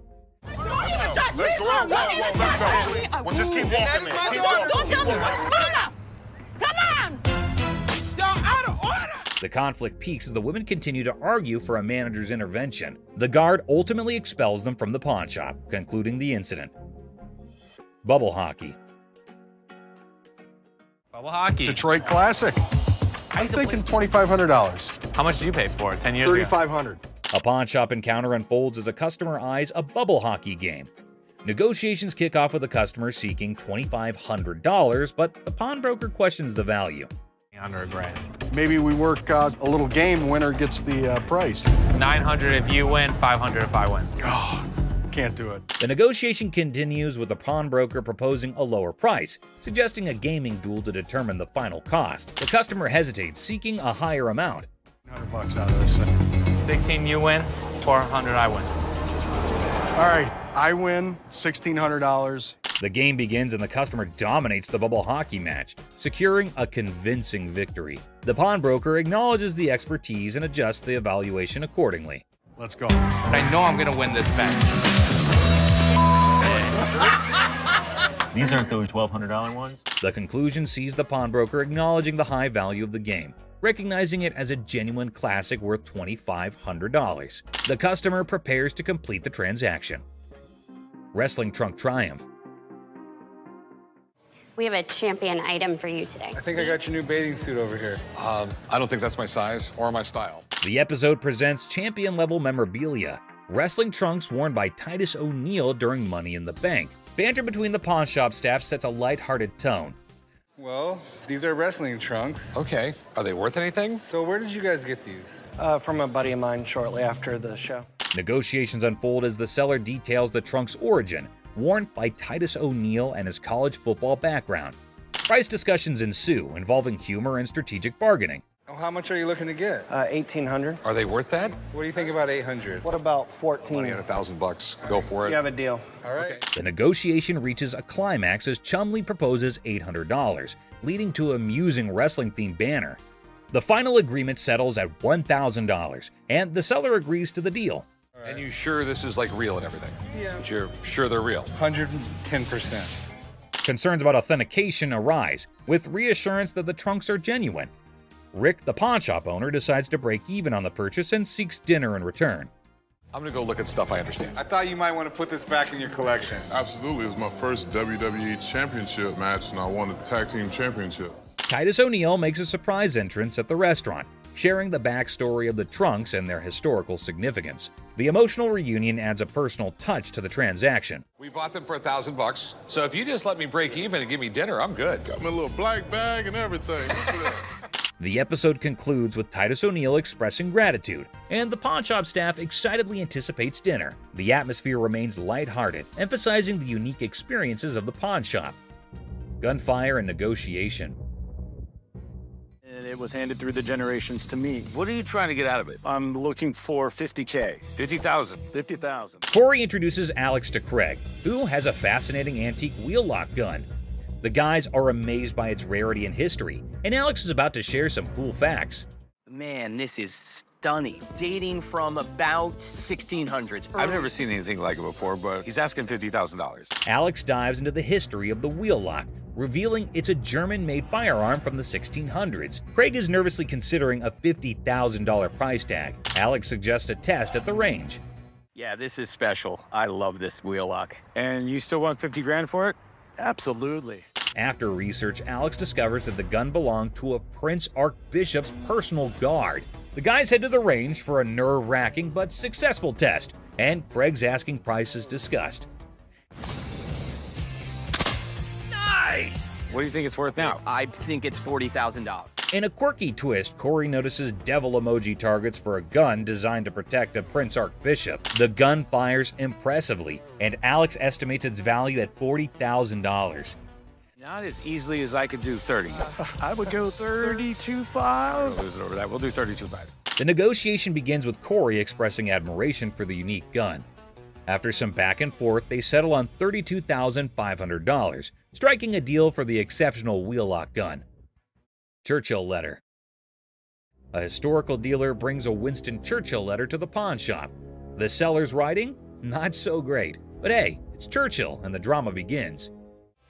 I have a Winston S. Churchill typed letter signed. Okay. A quirky twist. Churchill wrote to a food writer about a paperweight from Benjamin Disraeli. The pawn shop team dives into the historical circus, paperweights and all. Enter Steve, the expert, unraveling the mystery of Churchill's signature. The magnification saga begins, complete with ink flow discussions and hilarious attempts to decipher the genius's handwriting. A surprise appearance by a 1968 Jack Kevorkian Volkswagen van shakes things up. The chopper deal is done, but now Churchill's letter gets a comedic price tag dance. Negotiations, magnifications, and laughs galore. The thing I do like about this is it's got the writing on it, and I would put the value at the high end of that scope, so probably about $1,500. The final act, the pawn shop owner, a smooth talker, bargains down to $1,200.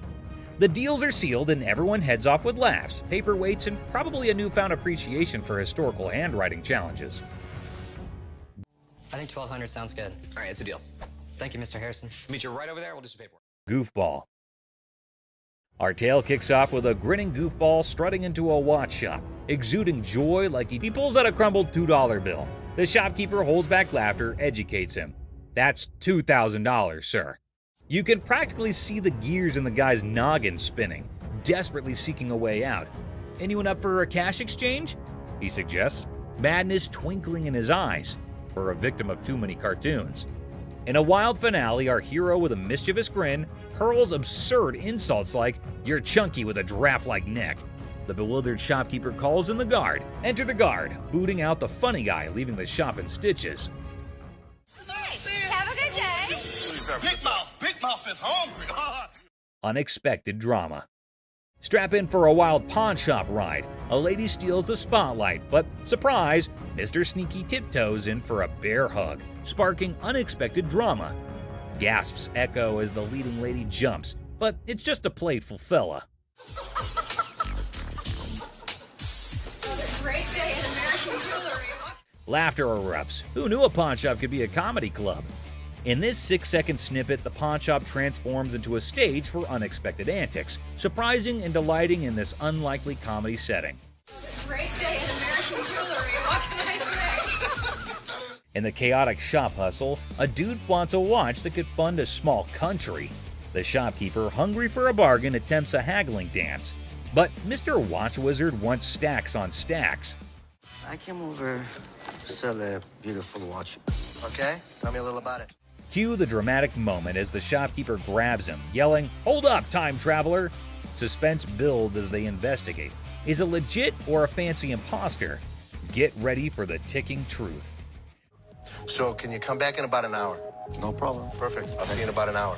Thank you. Picture our man playing Sherlock, sneakily starting the girl checking the watch. Instead of screams, laughter erupts. A mischievous symphony until the fun police arrive. An authoritative figure sternly commands, "Stop right there."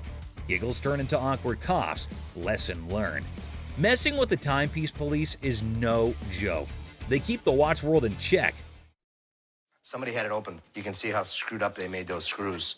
Someone did have it open? You can see. Business clash. A dramatic drama unfolds as Mark, introducing himself, seeks business from the owner. Tension builds with background music, setting the stage for unexpected confrontations. Clearwater, Florida, but I have family up here in Northville, and we're starting a towing company, recovery, impounding. Mark pitches his towing business, convinced it's a better venture. The owner, unimpressed, rejects the offer, leading to a clash of perspectives and business philosophies. Well, things happen. We don't have that problem because we have fences around the building. The owner dismisses Mark's proposal, asserting control over his domain. Well, I'm going to give you some paperwork to sign. I wouldn't sign anything because I don't need your services. The comedy irony emerges as Mark persists, unaware of the futility of his attempts to sway the determined owner. The owner bluntly shuts down Mark's pitch, labeling it a shakedown. Listen. No, you listen. You are not coming into my business and trying to shake me down. The dialogue becomes increasingly heated, with the owner refusing to entertain the supposed business opportunity. What would you call it? I call it a business opportunity. I'm not interested. Mark's exit is met with firm warnings from the owner. The situation ends humorously with a comment on Mark's nice car, injecting a light note after intense confrontations. I'll be back. If I were you, I wouldn't come back. Whatever. The gym brawl. So, watch this hulking bodybuilder guy, all muscles and bravado, strutting into a pawn shop with this wrecked workout thing that looked like it went through a blender. He was like a peacock on protein, thinking he set up a magic muscle worm. The shopkeeper, a guy with a face as serious as a freshly waxed dumbbell, raised an eyebrow at the smashed up widget on the counter. Hey man, I need to talk to somebody about this. This piece of junk I bought in here just a couple days ago don't work now, it's broken. Check out this masterpiece, our bodybuilder buddy declared, pointing dramatically at his broken workout thing. It's so messed up. I swear it's doing reverse squats by itself. The shopkeeper, squinting at the wreckage, deadpanned. Reverse squats, huh? Must be the newest gym craze. This thing obviously couldn't handle what I was doing on it, so 2 days later it don't even work, so. But our muscle hero was not giving up. Leaning over the counter, he claimed, "I want my money back." How about you just get my money, and then we won't have any more problems with this, but I need my money back. This thing's more of a comedy show than a workout. The shopkeeper, trying not to crack a smile, said, "Well, it's a one-of-a-kind piece, guaranteed to break the ice at any gym." Or what? Or what? There's gonna be a problem. How about what that? kind of problem is there going to be? Oh no, that's like a WWE scene. Our bodybuilder flexed his words and shoved the shopkeeper. "Give me my money or I'll turn you into a cardio machine for a month." And just like that, the pawn shop turned into a wrestling ring. Don't touch. Come on, come on, man, let's go. The shopkeeper, unexpectedly nimble, fought back and chaos replaced. It was like two sumo wrestlers battling for the last protein bar. Trying to play hero, two guards materialized out of thin air. They grabbed our bodybuilder and his busted gear, dragging them out. We got you. Bring a few more. All we need was two. all y'all out. Our muscle dude flailed around, still demanding his refund like a sad, deflated balloon. The pawn shop went back to normal. That's it, my man. Bring a few more. There's your machine, buddy. The art of negotiation. So let's see this guy walking into a pawn shop, allowing him to be the next big art dealer with a painting put away under his arm. He's giving off major, "I'm gonna hit the jackpot" vibes. The shopkeeper, with a sneaky grace of a cat burglar, checks out the painting like it's the Mona Lisa 2.0. Our confident guy also spins this wild tale about how the painting formerly belonged to Napoleon's pet goldfish, or some other crazy story. So what you got? I've got a painting from Peter Max. An original painting? Well, I got into a silent auction. The shopkeeper, poker-faced like a pro, goes, intriguing. You can virtually see dollar signs in his eyes as he dreams of making a fortune. Now comes the big moment. Confident guy bravely says, "I want $3,000 for this masterpiece." Let's see if she can close a deal. Yeah, what is the bottom line? 3,000. No way. The shopkeeper, still all mysterious and cool, smirks and says, "I can do 1,500, or you can hit the road." 1,500 and we got a deal. It's like a Western showdown, but with money instead of guns. It's a take it or leave it situation. The confident guy, looking a bit less sure of himself, decides to pull a classic move, pretending to discuss it with his imaginary art expert friend. Maybe it's an unnoticeable chum with an art degree. While our hero is deep in discussion with his invisible art critic, the shopkeeper, beaming like a Cheshire cat, decides to up the figure. I know there's a market for it. So $1,500 I think is pretty good. They need to take the money and run. He counts out $1,500, slams it on the counter as if to say, "Take the cash and run, chum," or say farewell to the deal of a lifetime. 1,500. All right. In the end, the confident guy, now looking further confused than confident, grabs the cash and virtually sprints out of the shop. And that is how a pawn shop turned into a comedy stage, starring Mr. Confident, the mysterious shopkeeper, and an oil with a Napoleon-connected goldfish. Art, my friends, might be priceless, or at least worth $1,500. Peter Max. Seat showdown comedy. In a strange pawn shop turned into an airplane seat sale, things got wild when a gutsy and unusual woman decided to turn the whole event into a comedy show. Picture her like a sneaky cat strolling over to a chair and ignoring the "don't sit" sign as if it were garbage. It was as if your rebellious grandma suddenly took center stage, tossing caution and posters to the wind.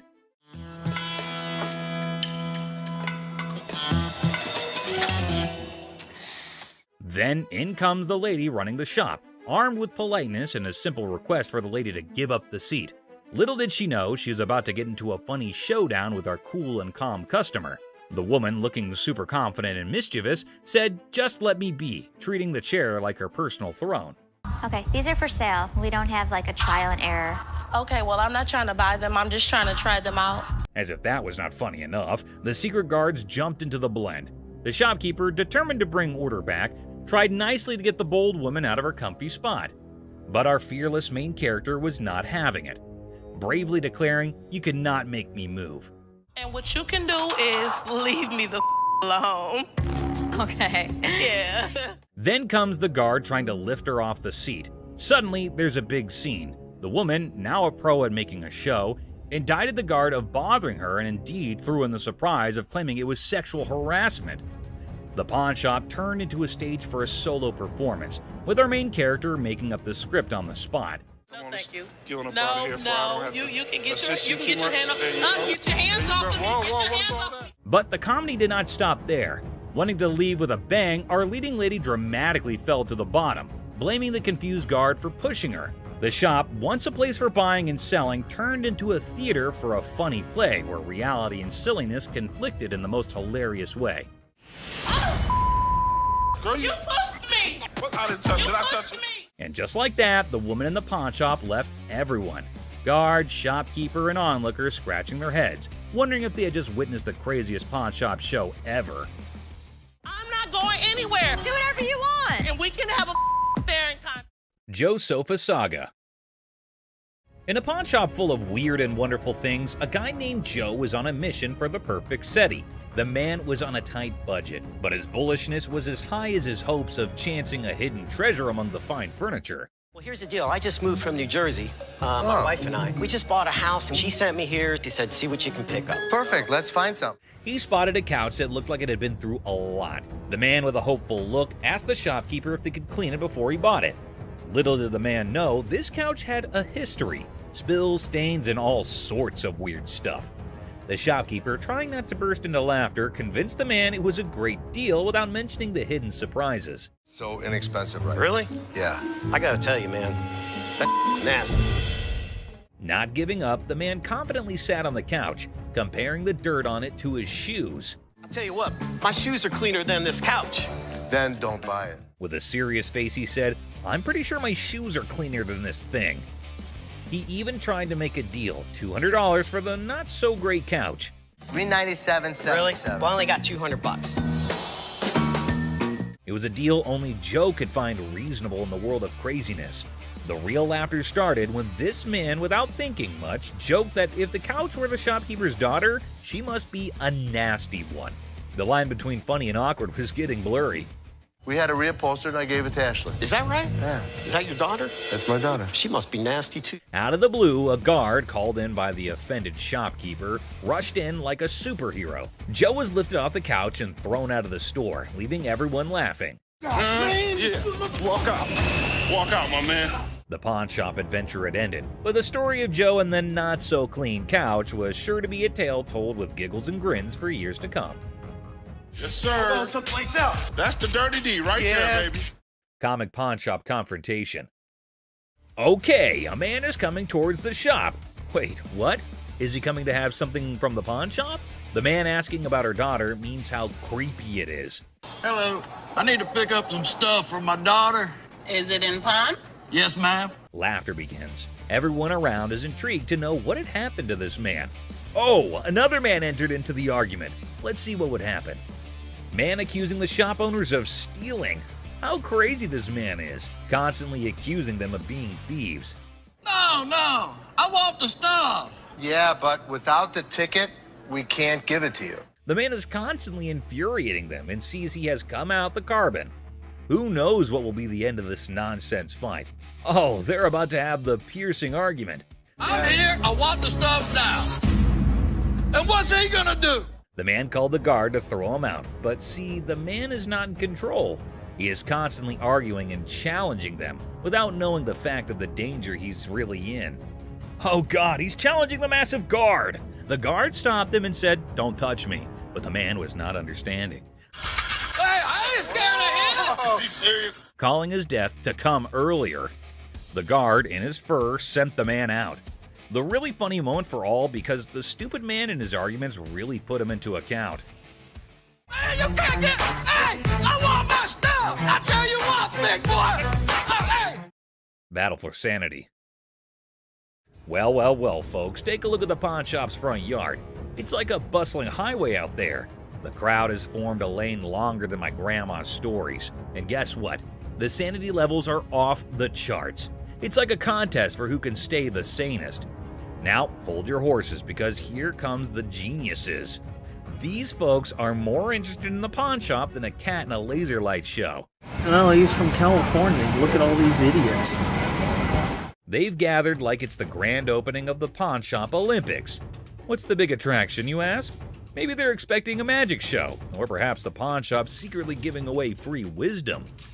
Or, here's a wild thought, they're gearing up for a full-scale aggression mission against the poor souls inside. Watch out, world, we've got a pawn shop revolution on our hands. Stay tuned and remember, in the pawn shop chaos, sanity reigns supreme. Good luck, brave souls. That's not. Clueless heist hijinks. Well, howdy there, folks. We've got a Lone Ranger in the pawn shop, sipping on his secret drink like he's the king of mystery. Little does he know, he's the star of a hidden camera show. Talk about being clueless and camera shy.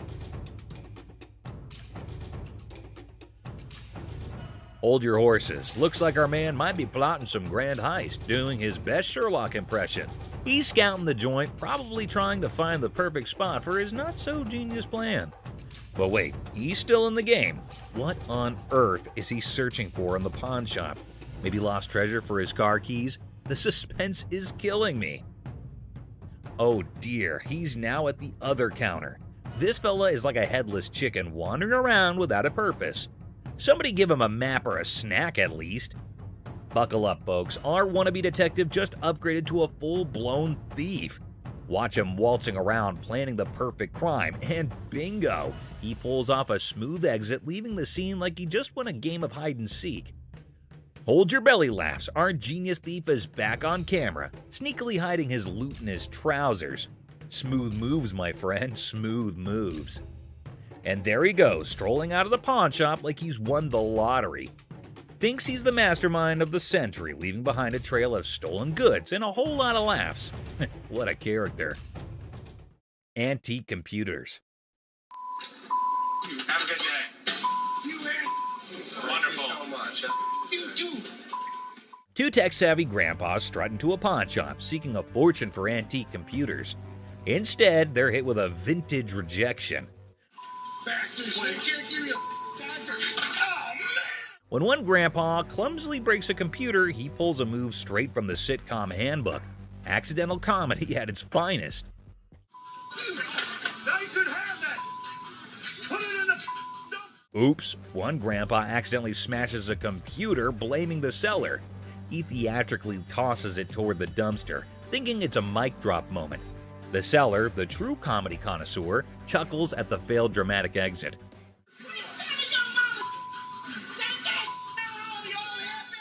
Here comes the queen of sass. A lady emerges roasting the old hillbillies and offering them an A-grade exit.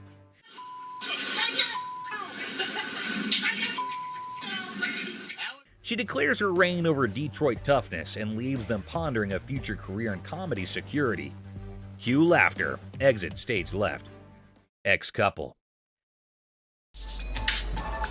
Hello. Hi, how are you? I'm good. How are you? I'm fine. I'm actually looking to pawn these 2 watches. In a pawn shop, a young couple walked in to sell 2 watches. Ashley, the shop owner, greeted them. guys dating, married? Was engaged, but not anymore. When she asked about their relationship, the boy explained they used to be engaged, but are now exes because both of them cheated on each other. Okay, so you want to sell them, correct? Yes. And how much were you looking for? Despite their turbulent exchange, Ashley inquired about the watch's value. This one I am not interested in because we don't take this brand. You don't take that brand. Ashley noticed the watch's flaws, and when the girl mentioned a particular brand, the boy claimed it was fake. You are more than welcome, to leave that here and we can send it out to get the crystal replaced. As Ashley attempted to facilitate the watch sale, the ex-couple's argument escalated. No, what's she talking We ain't got all day. No, you weren't. Shut up. The situation took an unexpected turn. You never had no life before me. I won't. You never had no life before me. Girl slapped the boy, turning the pawn shop into a battleground of emotions. Had no life before me. Let's go. Let me go. Let's go. Let me go. The situation escalated post-slap as the boy, fueled by anger, forcefully dragged the girl outside. I walk outside and the lady comes back for her watches. I wish you luck. Ashley returned the watches to girl by going toward them and wishes them good luck. Shark costume.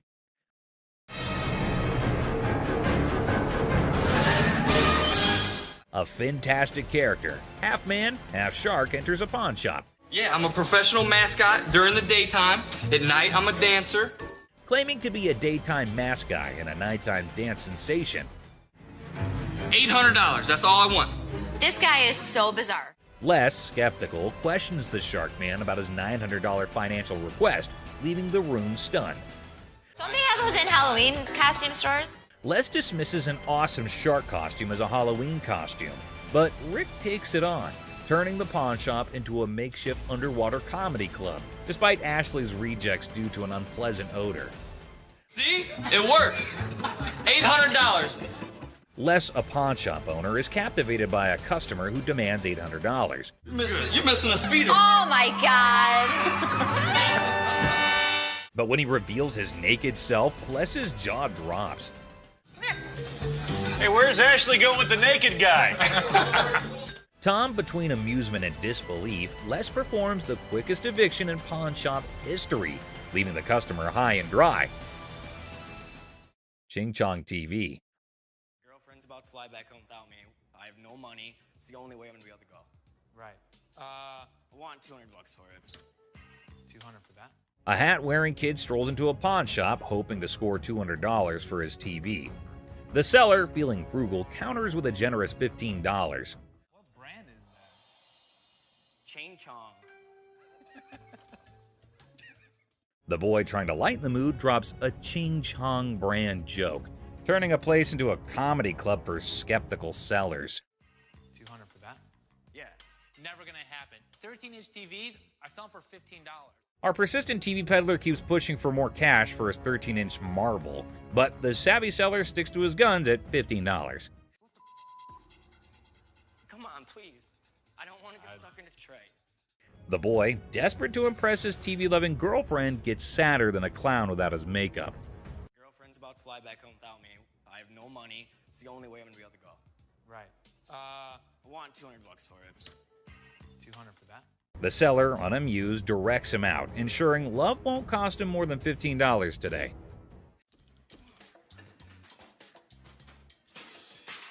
In a fit of frustration, our TV tosser storms out, giving the shop a kicking and throwing his TV into a dumpster like it's a basketball shot gone wrong.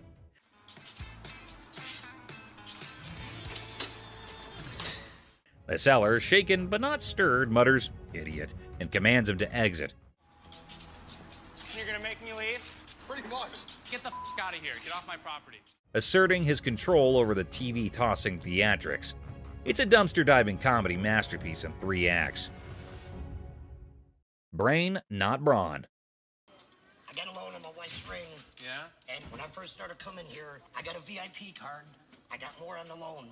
Now you guys put me to a gold card, and I get nothing out of it. A bald customer, frustrated over a loan on his wife's ring, seeks resolution from the manager over a VIP card upgrade and the perceived lack of benefits.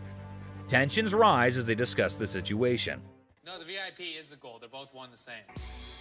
CHOKES. We offer a promotion American Jewelry and Loan. It's called a Gold Card membership. It gets more money in people's pockets if they want to get a loan and allows you to save money if you want to buy something. The pawn shop employee tries to explain the Gold Card system's benefits, but the customer remains frustrated. I am hearing you, but you're not listening to me. Tensions rise as the employee insists on the procedure, leading to anger, questioning, and physical comparisons. You think this is funny? I don't think it's funny. I think that there's something wrong when you start hitting your head against the side of the window. Creating an atmosphere of animosity and miscommunication. What are you going to do about it? I'm not going to do anything about it. What are you going to do about it? The customer and employee engage in verbal sparring, escalating tensions. Whatever I have to. You need to get out of my face, bro. Okay, I'm sorry. Let me scoot back. Really? The guard asserts their position, urging the customer to step back. The customer refuses, escalating the confrontation, leaving the atmosphere charged with hostility and unresolved conflict. Hell no. You want some? Whatever you got to bring. Come on. The customer's unwelcome invitation intensifies, leading to an unresolved atmosphere. That's what I thought. The customer's confrontational tone suggests a potential fight, escalating tension and the possibility of a physical altercation. Volkswagen van. Good. I'm Les. John. What the hell is it? This is a 1968 Volkswagen van owned by Dr. Death, Jack Kevorkian. Hold on to your seats. A 1968 Volkswagen van, once owned by Dr. Death, rolls into the pawn shop. Les is on the case, exploring this piece of history. Weirdness level maximum. And I have everything documented. How much do you want for this thing? I'm looking to get in the six figures. The seller dreams of six figures for the van, but reality check. 20 grand? No. 25 grand. Negotiations go from 20 grand to a wild coin flip for 30 grand. Les, you mad genius. Oh my God. My dad's gonna leave everything to chance on a $20,000 coin flip? What are you doing? Seth and Ashley can't believe Les's coin flip antics. He's risking 20 grand just for a chance at 30 grand. The drama unfolds like a high-stakes comedy. Heads. Les, you wild card. The coin flip drama continues, with drum roll and laughter. Heads. Nails it in. Thank you. Thank you very much. Yeah. Perfect. Good deal. The van deal is sealed at 20 grand, leaving everyone amused and baffled. What a ride! No question. I proved to my kids I still got it. Les, the coin flipping legend, celebrates his 20 grand win. Laughter echoes as the deal concludes. The van's bizarre journey adds a hilarious chapter to pawn shop history. Ring drama. He is caught red-handed, dealing with an angry lady dead set on getting her shiny thing back.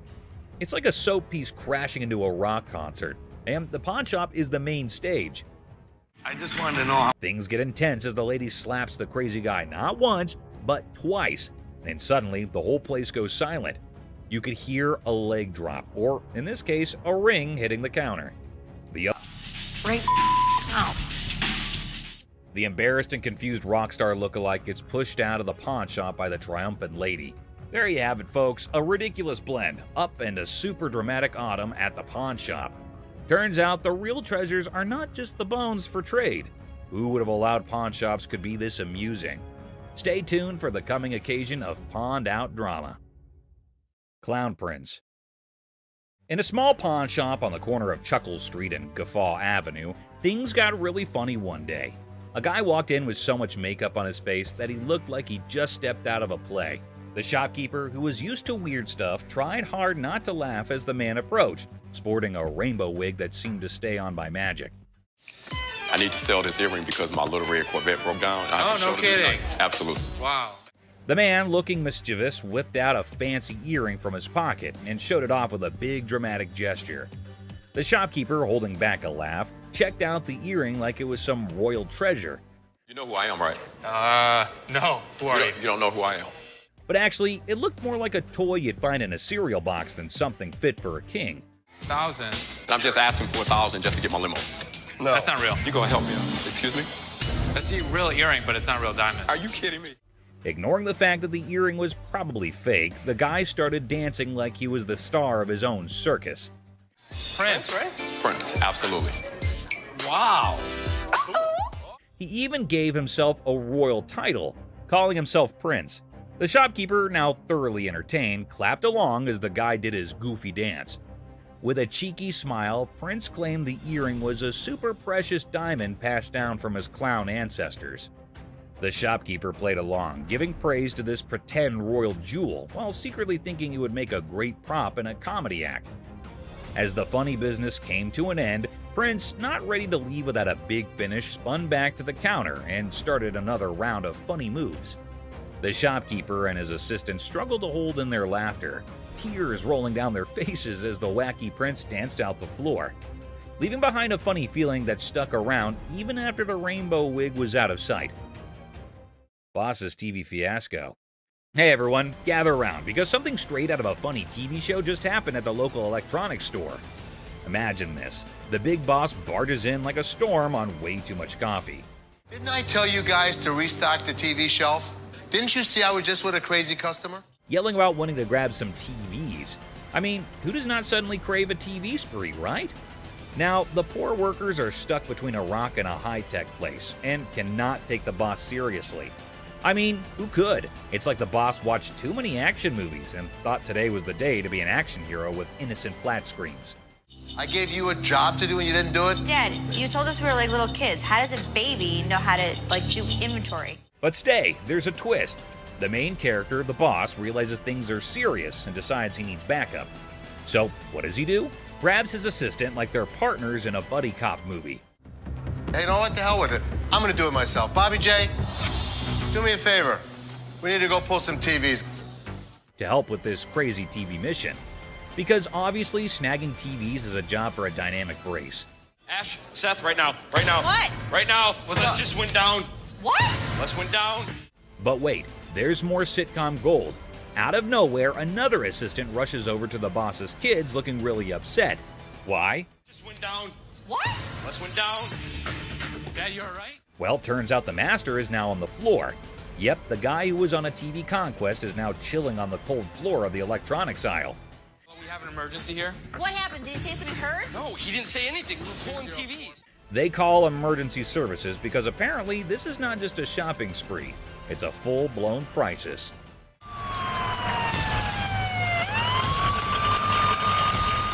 And then comes the ambulance. The daughter dramatically points at the approaching rescue vehicle, as if it's the hero cavalry coming to save the day. My dad's always been the strongest person I know, and right now he's completely helpless. I can nearly hear the wacky sitcom music playing in the background. It's so crazy, snaggletooth, and, well, just another day in the unpredictable sitcom that's real life. Stay tuned for the coming episode. People more adventurous with the boss and his search for TVs are coming your way. Crazy store comedy. What's up, Grandpa? Where's your costume at? There. Corey, that's not a costume. In a super silly store, there's this hilarious pair that could out-funny any comedy show. Watch this, an old grandpa wearing a hat that is seen way too many times, with a black band covering one eye. Right beside him is his son, with a hairband that seems to have its own crazy magnetic pull. A mix of colors that should not make sense on air.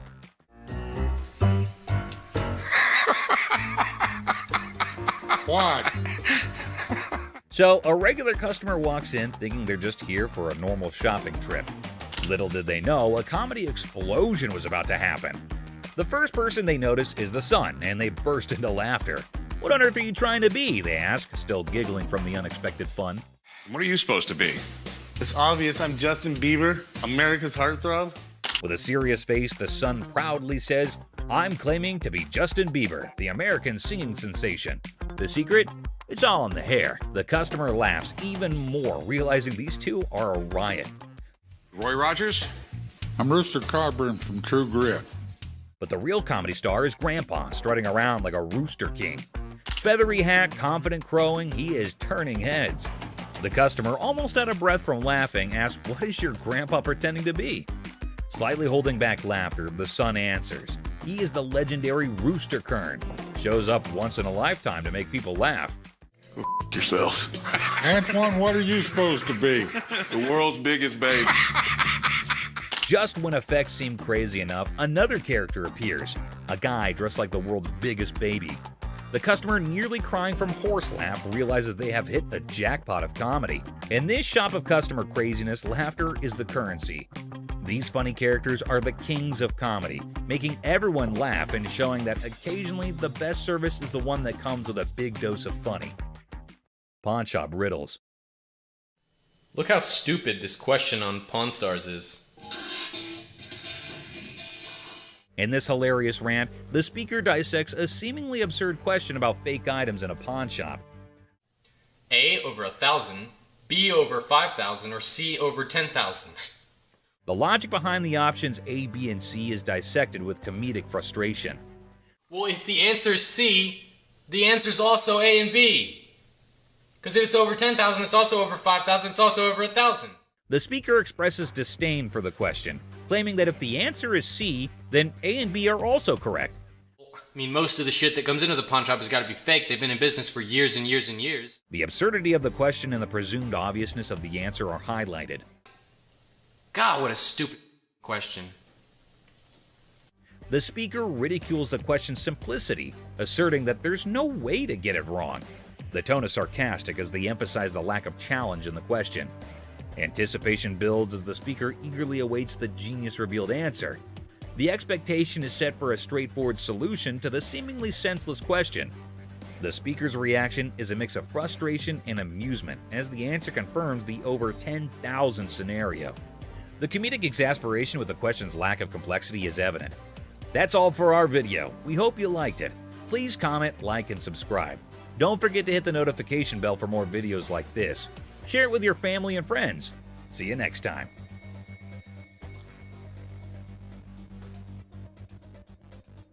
I mean, most of the shit that comes into the pawn shop has got to be fake. They've been in business for years and years and years. God, what a stupid question. Michael expressed interest in buying it for their collection. After negotiation, they settle on a price of $3,500, considering it's for charity. Seth shares his personal connection to wrestling matches with his father, adding sentimental value to the purchase. We have that kind of money. All right. You. All of y'all. Bitch. If you want some help, talk to us like a human being. Aloha. Thank you there. The woman gets angrier and calls Ashley names. Ashley stays calm but tells her to talk respectfully. The woman leaves angrily and this situation doesn't get resolved. On picking up very expensive pieces grabs Les's attention. Hey, sir, don't touch it. Sir, if there's anything you want to see, we'll be more than happy to show you, sir. Well, what do you know? Expensive pieces tend to be fragile. How am I going to see if it's going to work? The customer starts touching expensive items, catching Les's attention. Les politely asks them not to touch anything, offering assistance in viewing items instead. Sure, that's why I asked you. That's when you're back there and he's over. I'll come out right out there. You think I give it? The customer insists on touching, arguing it's necessary to check functionality. Les tries to explain store policy, but the customer gets upset. Out of my store. Don't touch it. Don't touch it. Go. You're lucky you got some. The customer's frustration grows, prompting Les to ask them to leave for disrupting the store. Les firmly directs the customer to leave, highlighting their luck in having assistance. Jersey just moved into the town and is on an errand from his wife. My wife and I, we just bought a house and she sent me here. She said, see what you can pick up. Let's find some. I'll bet you can make. A middle-aged man from New Jersey, recently moved into town, is running an errand from his wife to find furniture for their new house. He spots a couch in the store and expresses interest in making a deal. After looking at a cheap couch, the customer notices that the couch is dirty. You gonna clean all that up before I buy it? That's why it's so inexpensive. I gotta tell you, man, that's nasty. Our used furniture sometimes has things. While checking the couch, the customer notices its dirty condition and questions if it'll be cleaned before purchased. The store attendant explains that the low price reflects its used status, which includes some dirtiness typical of secondhand items. Really? Well, I only got $200. After sitting down to give the couch a try, the customer begins being disrespectful to Les. And let me try this out, man. What? My shoes are cleaner than this couch. Then don't buy it. Make me a deal. I got cash in my pocket, man. Wow. The man doesn't like how the couch looks and tries to pay less for it with the money that he has. He starts being rude, saying bad things about how dirty the couch is and insulting the store. bet you're the mother that's been sitting on here farting. This was actually my couch. We had a reupholster and I gave it to Ashley. When the comment reaches Ashley, Les's daughter, Les has enough of this customer. Is that your daughter? That's my daughter. She must be nasty too. The customer's derogatory comments extend to Ashley, Les's daughter, who works at the store. Les, the owner, has had enough and confronts the disrespectful customer, defending his daughter and the store's reputation. How are we doing anything? Les decides to end the interaction, urging the customer to leave the store. The customer, unwilling to change his behavior, decides to go elsewhere, ending the encounter on a sour note. Excuse me. Hi. Hi, I have a question for you. Yeah. Okay, I went to get my purse back to make my payment. She's telling me this is expired. That's my purse right there. That one right there is black one. So I want to know why it's out there. A girl approaches Ashley in the pawn shop with a question about her purse. She claims that her purse, which she points to, was wrongfully labeled as expired, and she demands to know why it's out for sale. My purse right there. How do you know that's your purse? Because I know my purse. Here's the money. I want the purse. That's that. If you don't give me the purse, I'm going to climb over the counter and get it myself. Give me my purse. The girl argues that the purse refers to her and displays money, as evidently, Les decides to eject her from the shop, ending the encounter. You guys seen the 32 Roadster? I haven't seen it, son. Someone probably stole it. It was parked in the warehouse. How could someone steal it? A high-tech thief could get into this warehouse easy. Rick becomes anxious when he learns that Corey took the expensive 32 Roadster to the gym, fearing potential damage to the valuable merchandise. Have you guys seen the 32 Roadster? I haven't seen it, son. Someone probably stole it. It was parked in the warehouse. How could someone steal it? A high-tech thief could get into this warehouse easy. All you have to do is cut a hole in the roof and lift it out with a helicopter. To pick the lock. And the conversation shifts to the possibility of the Roadster being stolen, with various theories proposed, including high-tech theft methods like using helicopters or hacking into security systems. Roadster around? I'm not driving it around. I just took it to the gym. That's driving it around. The thing is in perfect condition. What if you wreck it? What if you ding it? What if you scratch it? I'm not an idiot.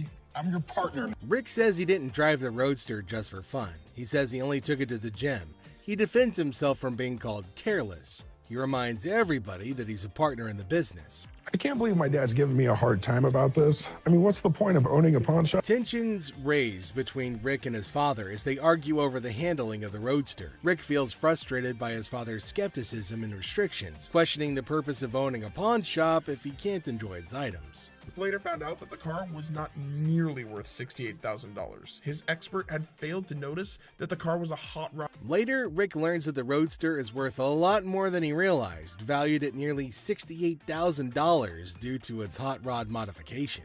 So what can I help you with today? Got this ring right here. See how much it might be worth. Okay. I also wanted to know how much you guys... A customer brings in a ring for an appraisal and to inquire about pawning it for cash. He seeks to understand its value and potential loan amount. The problem started when Les checked the ring to see how much it's worth. The customer. However, Ashley stands firm, recognizing the futility of the scam and the level of wrongness involved. It's like trying to sneak a peek at the answer key when the teacher is watching. Yeah, that's not happening. First of all, I told you like I'm an idiot. Give me my purse or I'm going to come over that counter and get it myself. Oh my God. Get your hands off me. Have a nice day. Let's go. You. With a swift resolution to this failed escapade, the girl finds herself unceremoniously escorted out of the store. Lesson learned. Ashley's scam radar is always on, and jumping over counters won't get you far in this pawn-filled drama.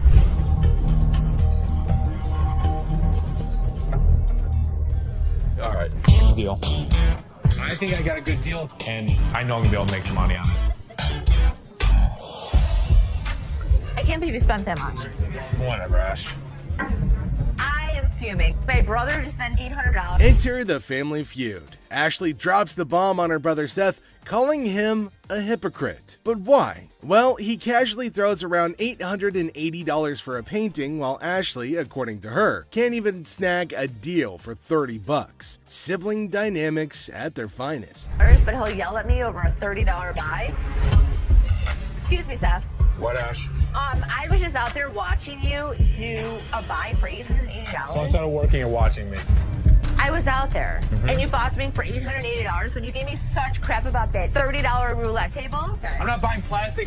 I'm buying stuff that we can actually resell without a problem. You will never resell that. They will sit in the back and rot. Are you kidding? We'll put it around the third corner. We're going to make $1,000 plus on the deal. Really, Ash? You know I'm going to be upset. The plot thickens as Ashley confronts Seth about the apparent double standards. She probes into the intricacies of spending $880, questioning how bad it could be. Seth, in classic sibling fashion, argues that his purchases are all about resale value, a concept he conveniently forgets when it comes to Ashley's shopping habits. According to him, he's the revenue guru. You are just a hypocrite. She was just being ridiculous. I just want her to stop talking. Ash, what do you want from me? Apologize to me. Apologize? Apologize because you're such a hypocrite. You know what, Ash? I'm sorry. I'm sorry that you're a bitch. You, Seth. You're such an ass. I am not going to forget the situation anytime soon. Seth better watch his back. Things heat up as Ashley demands an apology. Seth takes a nosedive into being the ultimate a-hole, apologizing for an $880 buy. Oh no. Instead, he hits her with a sorry not sorry for her supposed attitude, topping it off with a charming label. Well, let's just say that it rhymes with witch. Sibling rivalry reaches a whole new level on this show. There's two guys out here that are saying they were scammed out of their laptops, and that whoever did it is working with one of our guys. You want to come out and talk to him? All right. Thank you.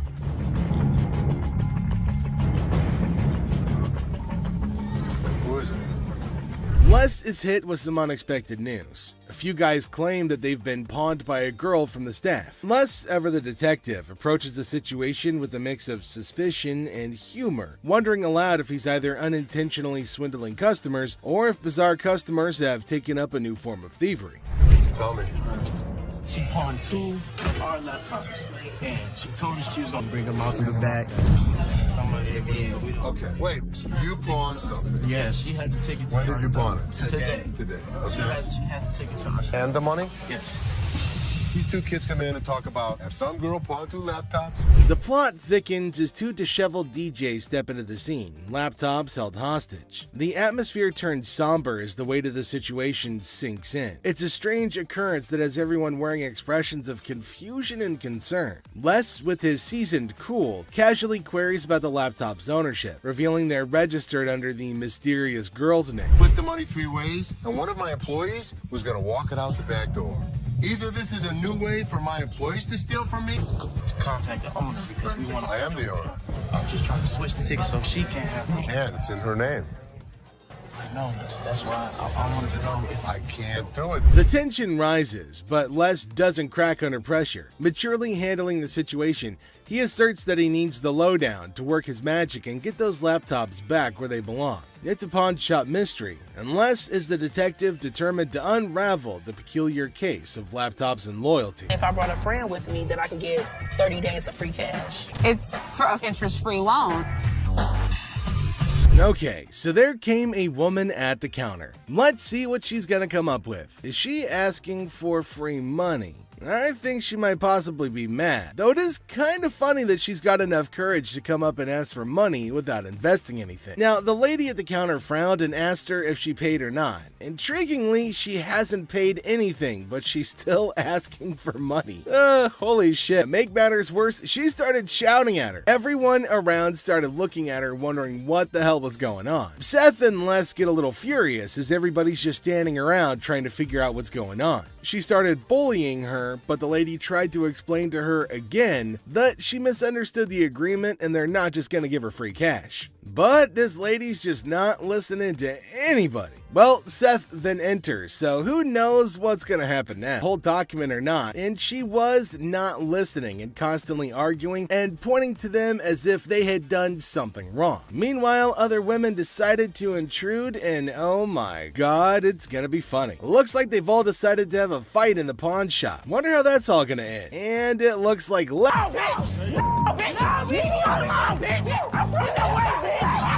All you need to do is read. Now see the other women get in and start shouting at her as everybody behind her was waiting for her to get out of the queue. So they started fighting and now they're all having an immense fight. Everybody around is watching and laughing at them. Well, the guard had to go and break everything up. Well, at least they're all gonna get treated the same way, especially the one who created the mess. Pretty sure they're gonna hold him up and throw him out. And there they go, they're still shouting and fighting with each other as well. They really wanted to go at it, so we let them go at it in the parking lot for a little minute. All I saw was ass cracks and elbows. They were sent outside and they started beating on each other, holding each other by their hair. Man, they beat the crap out of each other and people around them were just watching and waiting and having a curious but funny conversation about their nonsense. Talk about a hella cringe episode. It's Robert. Nice to meet you. Nice to meet you, Dennis. Yeah, I got an item here. Might be interested in. Okay, so there's a guy coming into the pawn shop with something in his hand, maybe a poster. But what's it for? He came to Seth and the other man and showed them this poster. Now it feels like they're interested in it and there might be a handsome deal between them. Detroit Lions players had signed. Did you drag it in? So during the flood, I seen it down there, and that's when I pulled it out. She went down there and she supported these people, and while she was walking the picket line, she would gather signature. You got Williams over here. That's what, Steve Farkas?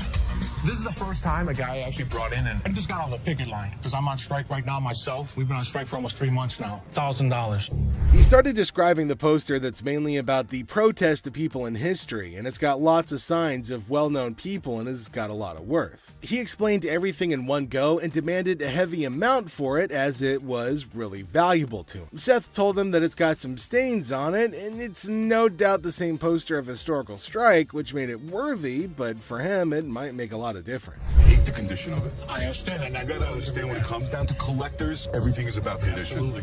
And I'm sure if your dad saw this, jump on the heartbeat. Seth and the man explained that it's not about the worth that he's asking for, in terms of thousands of dollars, but it's also about the condition of the poster, and it's not in a very good one. The man is continuously arguing that it's got signs all over it. If Les has seen it, that he'll definitely be surprised and definitely pay more than $1,000. Well, as for Les, he just came in. Sharper, they need to make an effort to close these deals quickly. Through my research in that, I seen personally that one just like this, Minto, and he got $950 for it. Right, man. So if that was mint, why would you want $1,000 for this? He only had one signature. I have at least a dozen. But with this tear up here, Yeah, and the condition it's in, the water stain on the bottom, it's just a hard thing to sell. Yeah, but even though it's in this condition, how many of it exist? Very rare. And it's uncertified. Right. You know. I'll sell for $5. Les judged the entire piece and told him that he's asking for too much, and later on they further described that it's torn from the top and the bottom, and it's also got damage and they can't pay more for it. But he still won't agree to pay for it. But he did say that he'd charge $500 off of the amount, but they couldn't reduce it any further. Value? Let's make a deal. $75? No way. Who's gonna buy it from you? I'll just put it back in my basement, let it collect dust. Offering you just $100 cash money right now wouldn't make a difference, you're saying? 200. Nobody in life is ever gonna offer you more than us.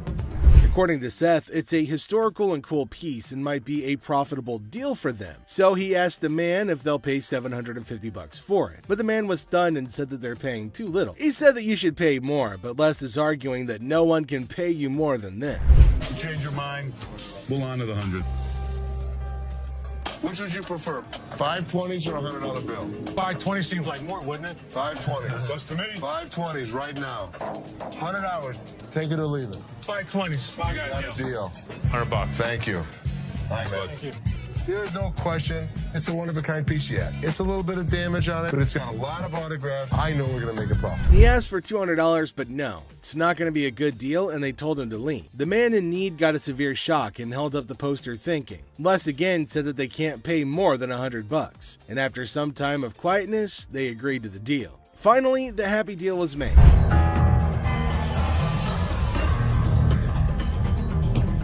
This is the guy? Right there. Here they come again. Les? Hi, how are you? I'm Attorney Kyle McQueen. So there's a man, probably an attorney with two ladies along, coming inside towards Les at a pawn shop. Now, Les knew about it before. He asked for Les, and fortunately, he was at the counter. He asked why they had arrived at the store. She's retained me to represent her in regard to a ring. Okay. My client brought in a $10,000 ring here, and she wants to either collect the remaining money owed to her on the ring or get the ring back. Let She's got a receipt right here. This is a counterfeit ticket. He said that he came here for the ring, which they bought from these ladies for $10,000, but they didn't pay and gave them the receipt. Now, he put up the receipt and showed it to Les and accused them of cheating and stealing from the women and taking their expensive ring. But Les was cool and controlled his anger. Whoever produced this ticket didn't understand this is the amount of numbers that are here. Okay. Number 2 is state law mandates that we print the law in a 12-point font. Okay. This is much smaller. That is some bull. It may be bull, but that's the truth. I don't know how I got mixed up, but There's the game-changing point. Les, after listening to him, explained that he will reveal the truth now by showing the real receipt that they had. He went and came back with real receipts that they've been giving to the customers. There, he spotted major differences. He notified him of the major changes in the receipt that he brought. The man looked rather weak and stunned in response. printing wrong or whatever, but this is the ticket he got from here. He didn't get it from him. He didn't get it from him. So now we just liars and we just come I'm not saying that you are. So you trying to say my son a liar? I wish I had better news for you, but That's bull. That's bull. The numbers don't match up. The paper stack doesn't match up. This is a fake. Now you side with them. You're not representing us. If I don't get my ring or my money from them, how you gonna get paid? The attorney turned to the women, but oh my god, they're still accusing Les of having given them the wrong receipt and asking the attorney to take the money from Les. The man, being down on himself as you can see, argued with them. The man showed the evidence to the ladies and told them that they were having the wrong receipt, but they continued to argue. Ticket, how about that? No, I don't believe that the store gave you this ticket. Nah, well, I don't believe you a real attorney. We ain't got it right. Somebody better give me my money. he's my attorney. You, him, security. Have a nice day. Nah, you got me, bitch. Sorry, young man. The ladies started harassing both of them and started using personal attacks. They were all arguing amongst themselves. Pretty crazy. The attorney went back as he can't do anything for the ladies. How are you? I'm doing okay. What can I help you with? Either trying to get a loan on it or you guys can buy it. Trying to sell it for maybe like $150. $50. Why is it $50? The certificate and everything is in there. And the bag costs actually way more than that. Well, if you can tell, it's actually stained Okay. all through here. I'm trying to sell it for $150 or get a loan for $75 instead of the $50. Yeah, I wasn't interested in more than 50. If you know purses, then you know the As our unsuspecting customer strolls into the kitchen at Chaos, little does she know what's cooking today. Ashley, patiently bracing herself for another round of absurdity, politely inquires about what the customer's looking to offload. The girl, blissfully unaware of the purse's actual value, confidently suggests a price that's almost a steal. It costs way more than that. Okay, but I'm not going to pay you for the amount that you think it's worth because it's stained. This is not one of the newer ones. This is not this season. I know about purses. It was torn. It was stained. It's not even the last season's bag. The thing is old. But you still willing to buy for $50 though, so if it wasn't worth it. And now the plot thickens. The lady asserts that if Ashley truly understood purses, she'd gladly accept the offered amount. However, Ashley, standing firm in her claim that the purse is torn and not worth more than $50, creates a hilarious clash of valuation difference. We even say $50. So they didn't say it wasn't worth it. Can I talk to somebody else? I don't want to talk to your pepperoni looking ass. Can I get somebody My pepperoni looking at.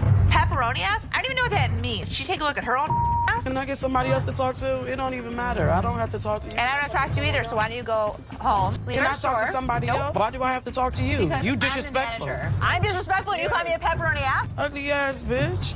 F you. And it's time to cue the drama.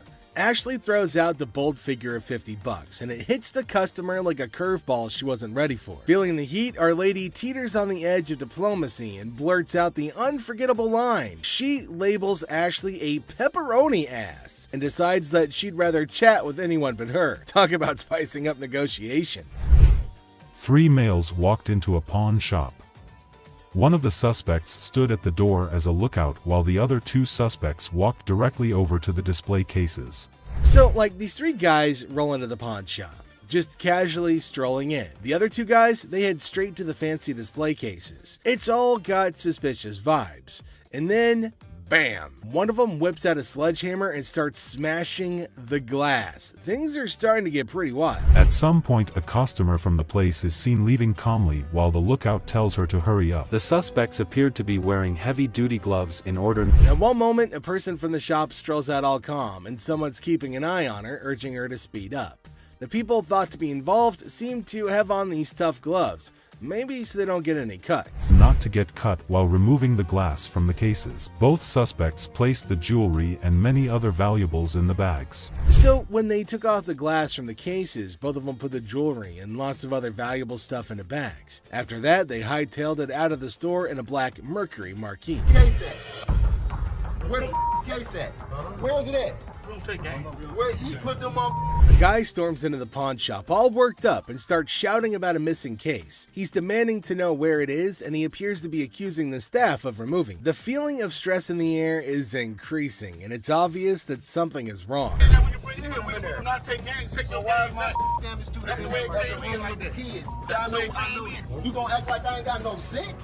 He's accusing us of taking games out of his unit. Look at the ticket. It never said with game. The atmosphere gets even more intense as the guy accuses the pawn shop of messing with his games. Les, the cool guy at the pawn shop, stands his ground. The customer's getting more agitated, making accusations and even talking about blowing up the place, which is just adding to the chaos.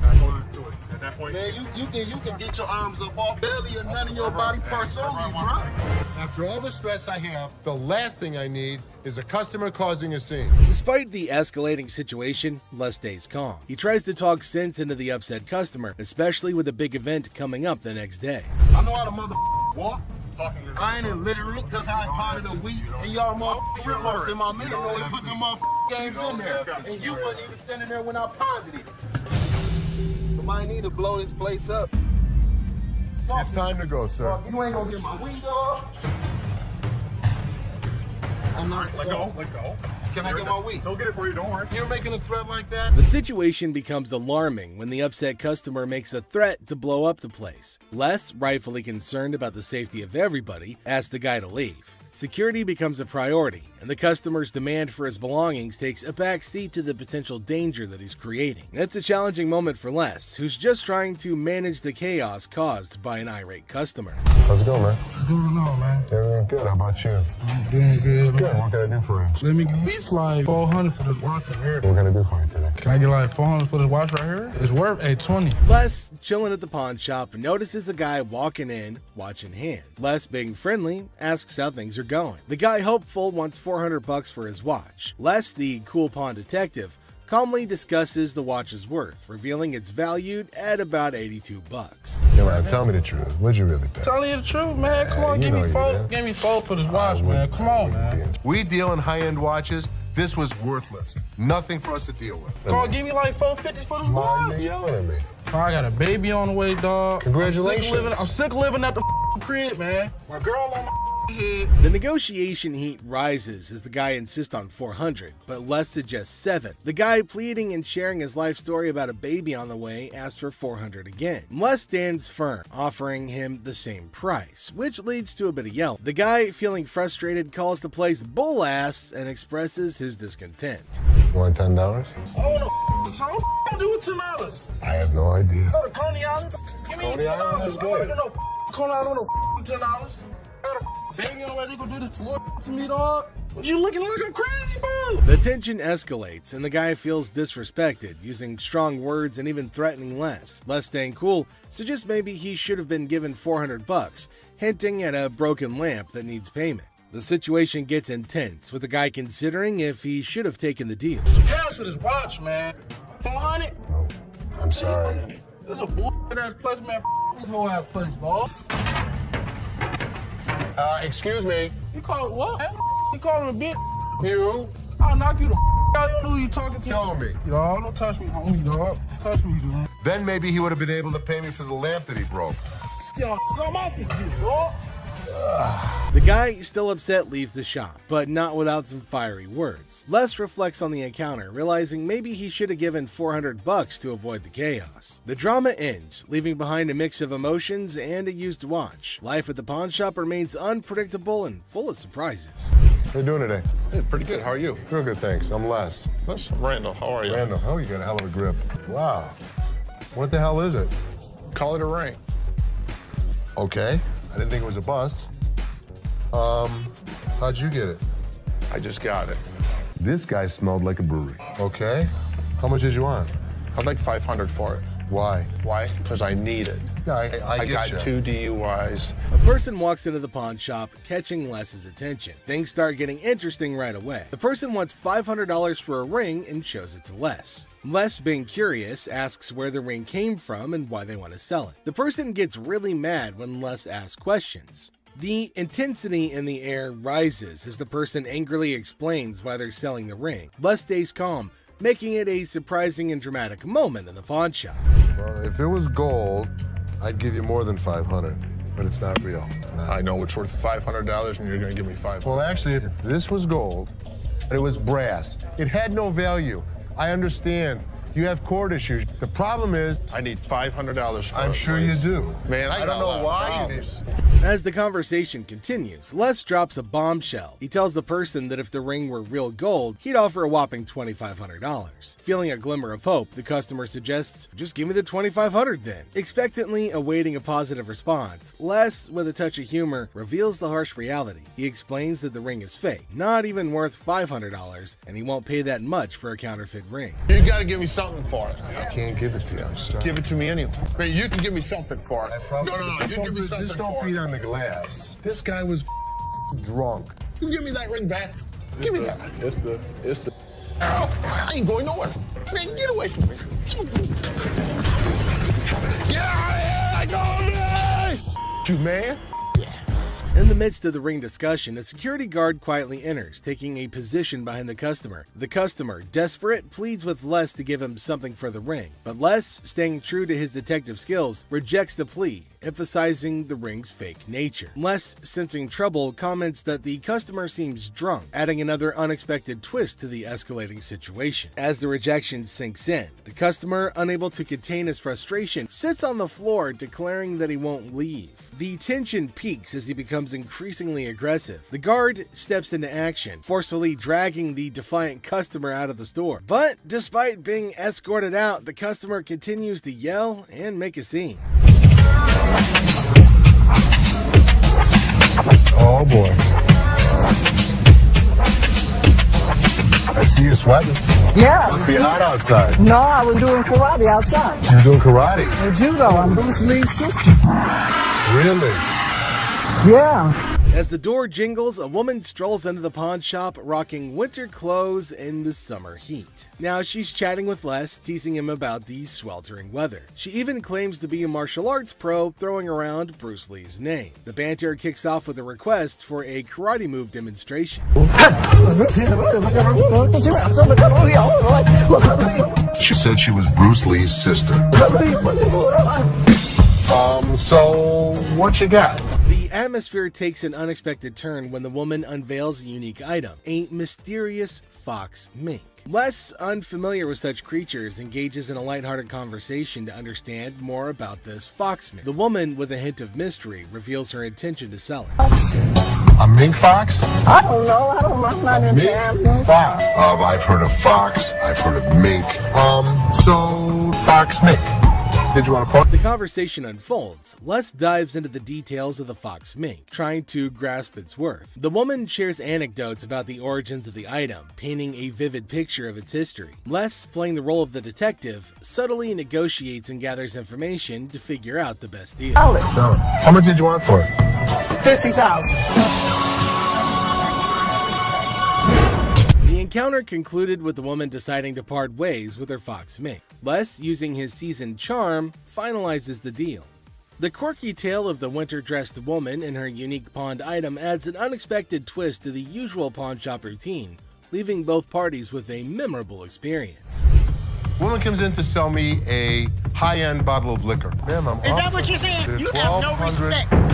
When you want to take a person when they die, fit the liquor inside the bottle. and anytime you're going to belittle a person. Ma'am, I didn't belittle you. As the door chimes, the woman confidently walks in, clutching an empty liquor bottle. She aims for a bold move, attempting to pawn the bottle for a cool $100. Les, with his discerning eye, swiftly rejects the proposal, explaining that a filled bottle would fetch a better price. The woman, not thrilled with the response, raises her voice, demanding respect and expressing her discontent. I'll give you $100. It's not worth more than $100. Especially when you say I wouldn't give you $100. Don't you ever walk up to my Baby, dad. hey, baby, don't point your finger. Life after this, don't you dare ever come in here again. In my face. I don't care, you're in my dad's store, and don't you ever think about coming in here again. Turn your ass around, badass out the door now. Where Ashley steps up like a superhero. Now, she doesn't just cool things down, she straight up shuts the woman down. With confidence, Ashley tells her to leave and never come back. Suddenly, the chaos turns into quiet thanks to Ashley's quick and firm action. Son of a bitch. Where the hell is he? Rich! He's on the floor. People are waiting to pay us for their merchandise. He's not there. We're losing money. I'd had Rich's back. In the heart of the pawn shop, Les faces a moment of frustration and disbelief. The absence of Rich, a trusted ally for over 2 decades, leaves Les feeling betrayed. The urgency of customers waiting to make payments adds to the tension, and the weight of loyalty becomes a central theme in this unexpected turn of events. Since the first day he came here, over 20 years ago. I feel betrayed. Didn't I just have an employee meeting to tell everybody that they need to step up on their game? I'm watching you and Bobby J talk to these 2 girls. You're out there trying to sweet talk them, trying to bullshit with them. I'm looking for you in layaway. Where the hell are you? I gotta sit in layaway all day long and just wait for something to happen. As the minutes tick away, the atmosphere inside the pawn shop grows more intense. Les reflects on his long-standing support for Rich, highlighting his sense of loyalty that spans a quarter century. He recalls a recent employee meeting where he emphasized the need for everyone to step up their game. Disappointment and frustration seep into his words as he confronts the situation, a pawn shop mystery intertwined with personal and professional loyalties. I'm watching you and Bobby J talk to these 2 girls. They're out there trying to sell their jewelry. You're out there trying to sweet talk them, trying to bullshit with them. They end up walking out the front door. You put me in a position that you were the next to go. In this pivotal moment, Les delivers a stern warning to a fellow employee, Bobby J. The scene unfolds with Les observing interactions and attempts at sweet-talking customers. The threat of termination looms as he recounts the consequences of letting down the team. The dialogue underscores the severity of the situation and the potential impact on job security. Tension rises as Les grapples with the repercussions of the unfolding events. Rich, I'm out. Tell your dad to off. You up your job. As the confrontation escalates, Les draws a line in the sand. The ultimatum is clear: compliance or termination. The final seconds capture the raw emotion and frustration of a loyal employee who feels unappreciated and misunderstood. He knew he was in trouble once we walked through that door. Joe, what did you steal from me? Tell me the truth.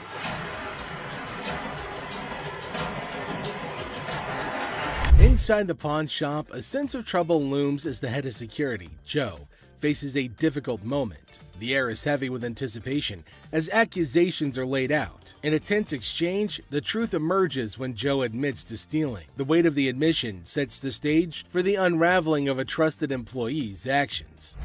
The detectives call in uniformed officers to put the cuffs on. And then he reaches into his pocket and pulls out an assortment of jewelry worth over $7,000. As the admission hangs in the air, the situation takes an unexpected turn. Detectives call in uniformed officers to apprehend Joe. A place built on trust is now shaken to its core as the true extent of the betrayal unfolds. You go this way. This is my loyalist point, my head of security, guy that I trust. The arrest unfolds and reality sinks in for the pawn shop owner. The disbelief is evident as a devoted employee, the head of security for the previous 3 years, is carried away in handcuffs. The emotional weight of the betrayal is clear in the owner's voice, which expresses the anguish of putting trust in someone who later proved dishonest. I think he was working with someone else. If he was, he could be anyone.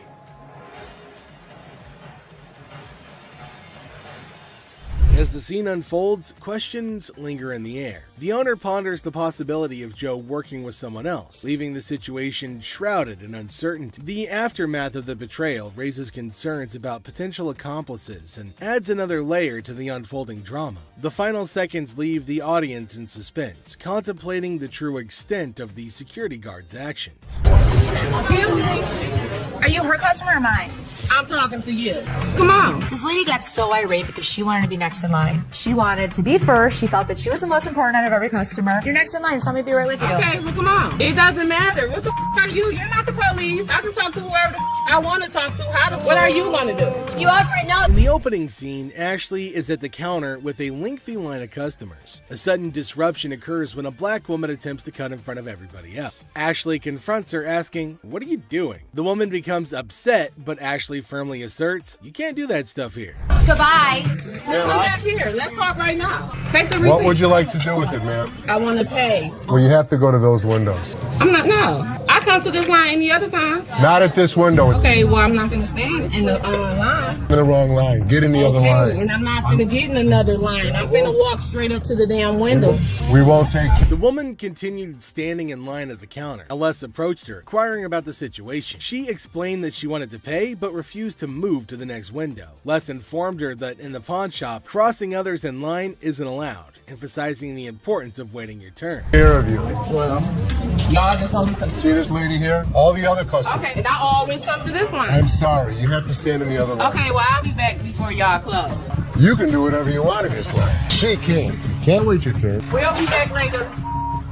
Following the interaction, the woman eventually complied and moved to another window. Les, taking action, instructed the workers at that window not to accept their payment. He firmly directed the woman to wait in line like the other customers, reinforcing the shop's policy on fair and orderly transactions. Thank you, sir. We appreciate it. Thank you. Thank you. Thank you. Yeah, jackass. Take your Bitch. Take Yeah, that's you. and get it. You make me. We don't, Sir, we don't want please. this. You can take this stuff. Sir, And sir, put it where the listen. sun don't shine. Listen. I don't know what the problem was. As the interaction begins, the customer expresses gratitude, but the tone takes an unexpected turn. Tensions rise as the customer's language becomes confrontational. The shopkeeper, addressing the situation calmly, refuses to tolerate mistreatment. The dynamics shift from appreciation to conflict, showcasing the challenges of customer service in a brief yet intense moment. Came in here, tried to spend my money, is what I did. That's what I did. Okay. And come instead of trying to come in here, I'm not even talking to you. I need a liver transplant. Why? Seriously? They didn't even look at these cards. Sour Patch Kids. The narrative unfolds with the arrival of another customer, visibly intoxicated. The shopkeeper navigates the encounter with a mix of tolerance and assertiveness. The customer attempts to engage in banter, revealing signs of alcohol influence. The shopkeeper, unswayed, maintains composure and subtly addresses the situation, highlighting the challenges of dealing with individuals under the influence. Not even out here trying to get this $30. Not bang on my. $50 for that. Jeff, take him out, please. This better not put in damn car.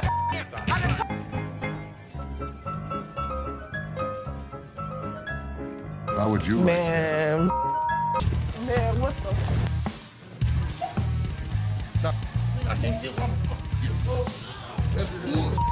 In this segment, a discussion ensues about cards and a potential liver transplant. The shopkeeper encounters a situation where the customer's intentions are unclear. Misunderstandings arise, and the shopkeeper skillfully navigates the conversation. The dialogue touches on humorous elements while portraying the complexity of communication in a retail setting. I might not make it in this What, is it, ma'am? Is it? I don't know. You tell me. Man, come on, you the dude with the ponytail? The wife's racking my nuts on the telephone constantly. Got 2 earrings in your ear. Does it matter? Just take it off, put it with mine a little bit, let it get a little bit more weight to it, and go ahead and give me my money. Does that make sense? Right this way. You can't come back. Damn this! Go out my way and have one of y'all touch me! I'll break this. I'm more than happy to go to the ends of the earth for you. When you come in like an ass, you be walked out like an ass. The scene takes a surprising turn as the atmosphere shifts. The shopkeeper reassures the customers that, despite challenges, the store is dedicated to going the extra mile for them. The encounter, starting with tension, concludes with an assurance of excellent service. This final part encapsulates the roller coaster of emotions within a brief time frame, showcasing the highs and lows of customer interactions. You need some help today? Man, how you doing, brother? What's the deal on this TV here? This TV right here is $400. $400? Yeah. I was in here 2 weeks ago, sold you this mother for $90. Now you're gonna ask me $400 for it, man? In the electronics section of the store, a customer named Robert engages in a conversation about a TV with the store employee. The casual tone sets the stage for what seems like a routine interaction. The customer questions the TV's price, sparking a humorous recount of a previous encounter where he claims to have purchased the same TV for a lower price. Are you kidding me? So you're making a $310 profit off me? Bull, man. Can I help you? Who are you, man? I come in here 2 weeks ago, just like I told this. Gentlemen. Do something with your hair, man. And then y'all gonna sell it for $400? You gonna make that much profit off me? As the dialogue unfolds, the customer expresses dissatisfaction with the marked up price, claiming the store will profit significantly from his purchase. A manager steps in, attempting to resolve the situation. Tensions rise as the customer questions the legitimacy of the price hike and demands a resolution, emphasizing the financial disparity between his purchase and the intended selling price. Brother, where's your receipt? Can you not understand English, my brother? No, I can't, my brother. I don't believe that he wants a TV for nothing. I'll just take the TV, man. No. The customer threatens to take the TV and leave without making a purchase. The manager issues a stern warning, asserting that any attempt to take the TV without completing the transaction will result in immediate removal from the store. The confrontation takes an assertive turn, with both parties standing their ground. Once I get this TV, man, get above me. Man, get off me. Man, get off me. Man, get my damn shoe, player. You got my shoe. You got my money. It's joint. This guy was acting like a total baby. He wanted attention and he got it. Despite the warnings, the customer decides to leave the store, expressing discontent with the entire experience. He accuses the store of mistreatment and vows never to return. The situation concludes with dramatic flair as the customer exits, leaving behind a sense of dissatisfaction and a promise never to return. How are you? I'm good. How are you? Well, actually, I'm not doing so good. No? My grandma just passed. I'm sorry. I was like hoping to. Okay, so whose ring is this? My grandma's. Oh. So you want to just pawn it, right? Because you want to be able to get it back? Yeah. Okay. Do you have anything else? It's not real. What you mean it's not real? It's not real gold. A guy comes in feeling sad and asks Ashley to pawn his grandma's ring, explaining that she passed away and it's all he has.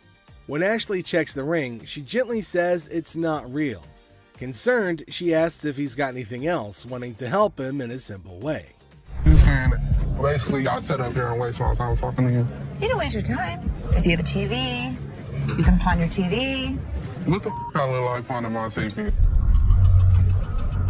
Do you have a TV? I need to speak with somebody else because you irritate me flat out.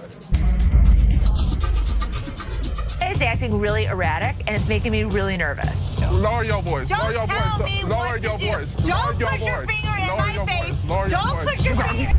Ashley breaks the news that the ring isn't real. The person gets upset, saying it's not fake. Ashley suggests pawning a TV instead, but he questions why he should. Despite Ashley's efforts, the man gets angrier, repeatedly telling her to lower her voice. Ashley asks him not to point fingers at her face, but he ignores her. I'm trying to help you solve your issue. Lower your voice. The next thing I know, this guy snapped. Lower Don't your tell voice. me Lower what your to do. voice. Don't Lower put your your voice. finger. You got me. No, let's go. Let me go. Let me go. On the ground. On the ground. On the ground, mother. The security guard intervenes, slamming the upset person to the ground and then dragging him out of the pawn shop. The situation escalates and the guard takes decisive action to maintain order. Next up, we've got this episode where a heavily muscled individual made his way over to meet Les to complain about equipment he got from the store that got busted. Somebody bought this. This piece of junk I bought in here just a couple days ago don't work now. It's broken. What is it? Little ab lounger I bought here, man. Workout. In the midst of the pawn shop's hustle, a burly customer approaches Les with a complaint. He's upset about a busted piece of exercise equipment, an AV lounger purchased just days ago. Les, sticking to the store policy, explains that they can only provide an exchange, not a cash refund. Tensions rise as the customer vehemently rejects the idea of an exchange, demanding his money back. They can only hand over another item in place of the faulty one. If you had the receipt, I could give you an exchange. I could give you something. I don't want an exchange because it's probably going to be some again. How about you just get my money? As the disagreement escalates, the customer insists on a cash refund, dismissing the option of another item. Les faces a dilemma, stuck between policy and customer satisfaction.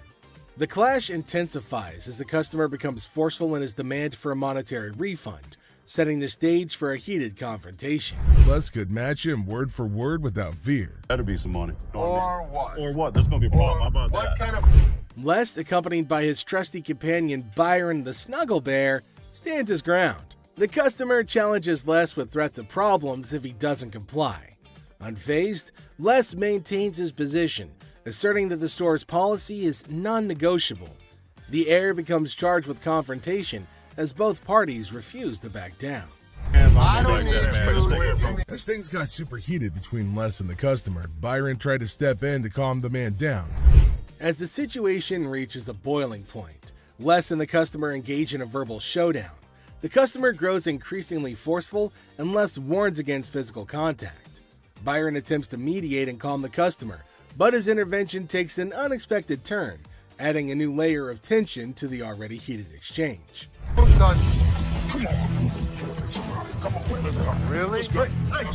The confrontation takes a risky turn when the customer, ignoring Les's warnings, attempts physical contact. Byron, in a misguided attempt to intervene, escalates the situation further. Les stands firm, refusing to be intimidated while tensions continue to rise. Les questions a man's marriage. Les uses a customer's words against her. There's trouble in the office, but Les reminds Seth that he's the boss. Les kicks off the day questioning a man's marriage, using customers' words against her. Trouble brews in the office, but Les asserts his authority as the boss, teaching a disrespectful man a memorable lesson. Les shows that he's not just a pawnbroker, baby. He's a boss in control. Here are savage Les Gold moments. It looks like Les is more interested in this man's marriage than his business. Les woke up this morning with the urge to roast someone, and of all the people he could roast, he picked this guy. Things take an unexpected turn. Now, in a surprising twist, Les dives into the man's marriage, leaving everybody shocked. Les humorously challenges the man's absurd scenario, roasting him in a way that only Les can. The man's attempt to buy an anniversary present with his wife's jewelry backfires, adding a touch of humor to the pawn shop drama. You get a watch for my wife's anniversary? Oh, it's not your anniversary too? Well, yeah, it is mine too. How many years you been together? 25 years. Oh, okay. How many good ones? So how did you get these? Well, we were going through some of her jewelry. She said this belonged to my grandma. They're not real. Les posts a customer's watch request, questioning the authenticity of the jewelry. Unfazed, Les detects the fake and confronts the customer's peculiar anniversary gift plan. The customer tries to defend himself, but Les, in his signature style, keeps it real and uncovers the truth behind the fake jewelry. But hold on a second. How come the old man wants to buy his wife an anniversary present with her own jewelry? That is one hell of a ridiculous scenario. What this man could have done at this moment is leave. But nope, some of these customers love to start drama. This is older than both of us. It probably is. But it was fake when it was made, and it's still fake. Les faces a customer who crosses the line, insulting his family. For the first time, Les takes matters into his own hands, delivering a stern warning. The tension rises as Les draws the line, showcasing a side of him that won't tolerate disrespect towards his loved ones. Man? Okay, I've seen your wife. Listen, mother. There's two things you don't talk about. What's that? My wife and my family. Oh, Now, here's the deal. For a moment, we thought... Two of you. Here's the deal. Get out of here. Two of you. I'll hurt you guys so bad. Sure you will. Better get in the front. Sure you will. In a final showdown, Les lays down the law. With no patience left, he kicks the disrespectful customers out, warning them of dire consequences if they return. Les reveals his savage side, making it clear that disrespecting his family won't be tolerated under any circumstances. Hello, how are you doing today? I'm good. How are you, sir? That's good. I want to pound this TV. I can go 100.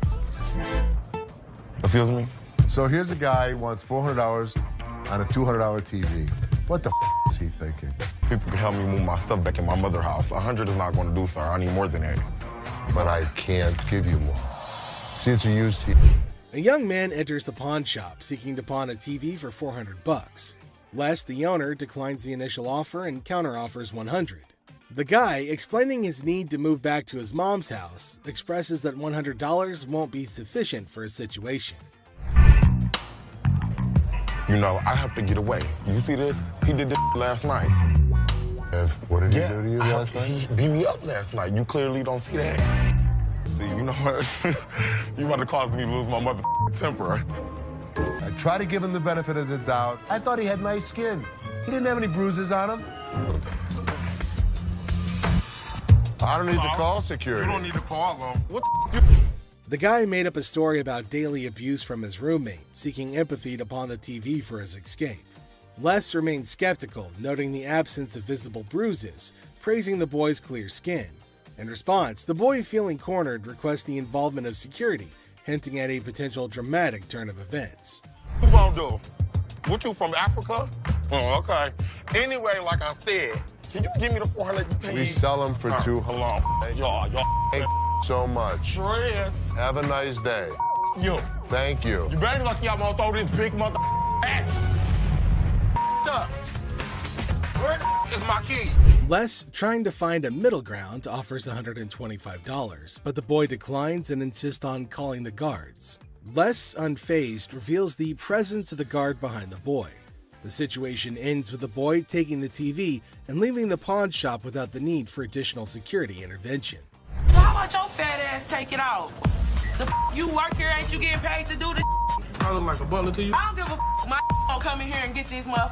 You better. His big ass gonna beat your little ass, fat bitch. Him in what army? Motherfucker, come from behind this counter. A tense situation arises as a black woman directs angry shouts at a guard. The guard, responding defensively, questions her, asking if he appears to be a butler in a moment of unexpected confrontation. You get back here. Your big ass on my way.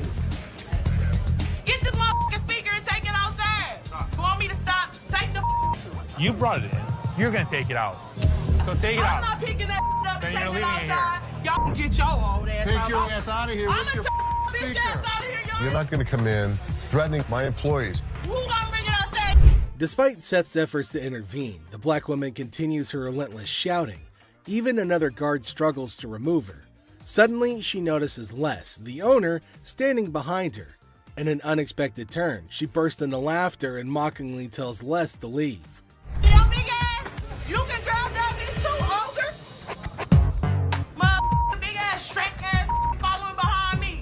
We will give you the respect and the decency you deserve, but when you're threatening my family, we throw you out of here. Bitches, for life. Taking matters into her own hands, the woman starts leaving, dubbing the guards as Shrek on her way out. The situation takes an unexpected and humorous turn as she adds a touch of sass to her departure. Let's take a look at it. All right. I'm here with my man, and we got in a big argument, and he left me, so I need to get back home. He left you here? To Hawaii. Oh, really? Where about? Honolulu. Oh, okay. Got a ride from my cousin, so you gotta hurry up. There came a woman at Ashley's counter to sell her chain. Now Ashley's looking at her chain to see whether it's worthy enough or not. She's asking Ashley to hurry up as she has to leave earlier as her spouse has left her alone here. Really? Okay, how much did you need? I was just trying to knot this for you to be nice, but... $600. What up with that? I got this from one of my aunts in Africa. This is $600. Oh, do you know what it is? It's actually a Tahitian pearl. No, this is from Africa. This is an African pearl. Ashley asked her how much she wanted for her jewelry. Now the woman said $600, which is a lot more than Ashley was willing to spend, since Ashley said that it's not an African stone, but the woman was arguing that it was. 600. My ticket cost $600. That's how much I need. Do you have anything else? No. Excuse me? No. Ashley told her that they're not African pearls, so it's not worth $600, but far less. It was at this point that the woman started acting rude. Ashley got shocked at her stupidity and rude behavior. Eventually, she started behaving really bad as Ashley got angrier. What's gonna happen next? 600 or not? You can't get 600 on this. Okay. And also, don't call me a bitch. So you mean to tell me that this ain't worth a mother thing? That's not what I said. It could be worth something. Okay, can I get $5.99? No. Some kind of problem? Okay. Exactly. Can I get $600 No, or not? you can't get anything. Okay, You can't talk to her like this. You can't get... Oh, I left you now. Bitch, you don't know what I'm not leaving no place. Yes, you are. Oh, no. All right. Oh, yes, What? you are. What are you gonna do? I'll kiss my... Honey, you don't have that kind of money. All right. You. All of y'all. Bitch. If you want some help, talk to us like a human being. I'm leaving. Aloha. Who the they think they is? Them. Which... Enjoy her for my daughter. Her birthday's in like 2 weeks. For sure. How old is she gonna be? She's gonna be 12. She's gonna be 12. Yep. Do you want a Kleenex? I've got allergies, man. I itch like super bad. I'm not picking it, I promise. Okay. We have a heart one that's really pretty. Can I see it? There came a man to Ashley asking for something to buy for his daughter. Now, he inferred that she's about 12 years old and he wants something interesting for her. But he's constantly picking his nose, which was making Ashley cringe. He's not stopping from doing such cryptic things, but he's constantly doing it in public. Ashley asked him to let her know if there was something he was interested in buying for his daughter. Look at it. How much you want to spend? Like 100, 150, but 75. can I touch it though? That's bull. I was charging him like $75 on this watch just to give him a deal so he didn't have to touch it with his snotty hands. Can I see the sanitizer for a second? Now, the man selected a watch, but Ashley didn't want him to touch anything with his dirty hands. She asked him about his range and he said he wants something under $100, and the watch was $75. The man didn't agree to buy it. Now, Ashley's just getting furious over his silliness. I didn't use sanitizer. Why don't you guys go yourself? I don't even care about the sale anymore. I just want him out of here. Ashley asked him to use sanitizer before touching anything in the shop, but he refused. Now, this is going to be a very serious problem. They're probably going to have a fight. Ashley got angry and asked him to leave despite no deal. She just wanted him gone. She didn't care for the deal or profit, but just getting him out of the shop. Well, then came the guards who made sure that he left, and Ashley used sanitizer everywhere on everything that he put his hands on. Well, that's it for today, everybody. Thanks for being part of the Hardcore Pawn adventure with us. We hope you like the drama and the surprises. Stay tuned for more pawn shop stories. See you next time.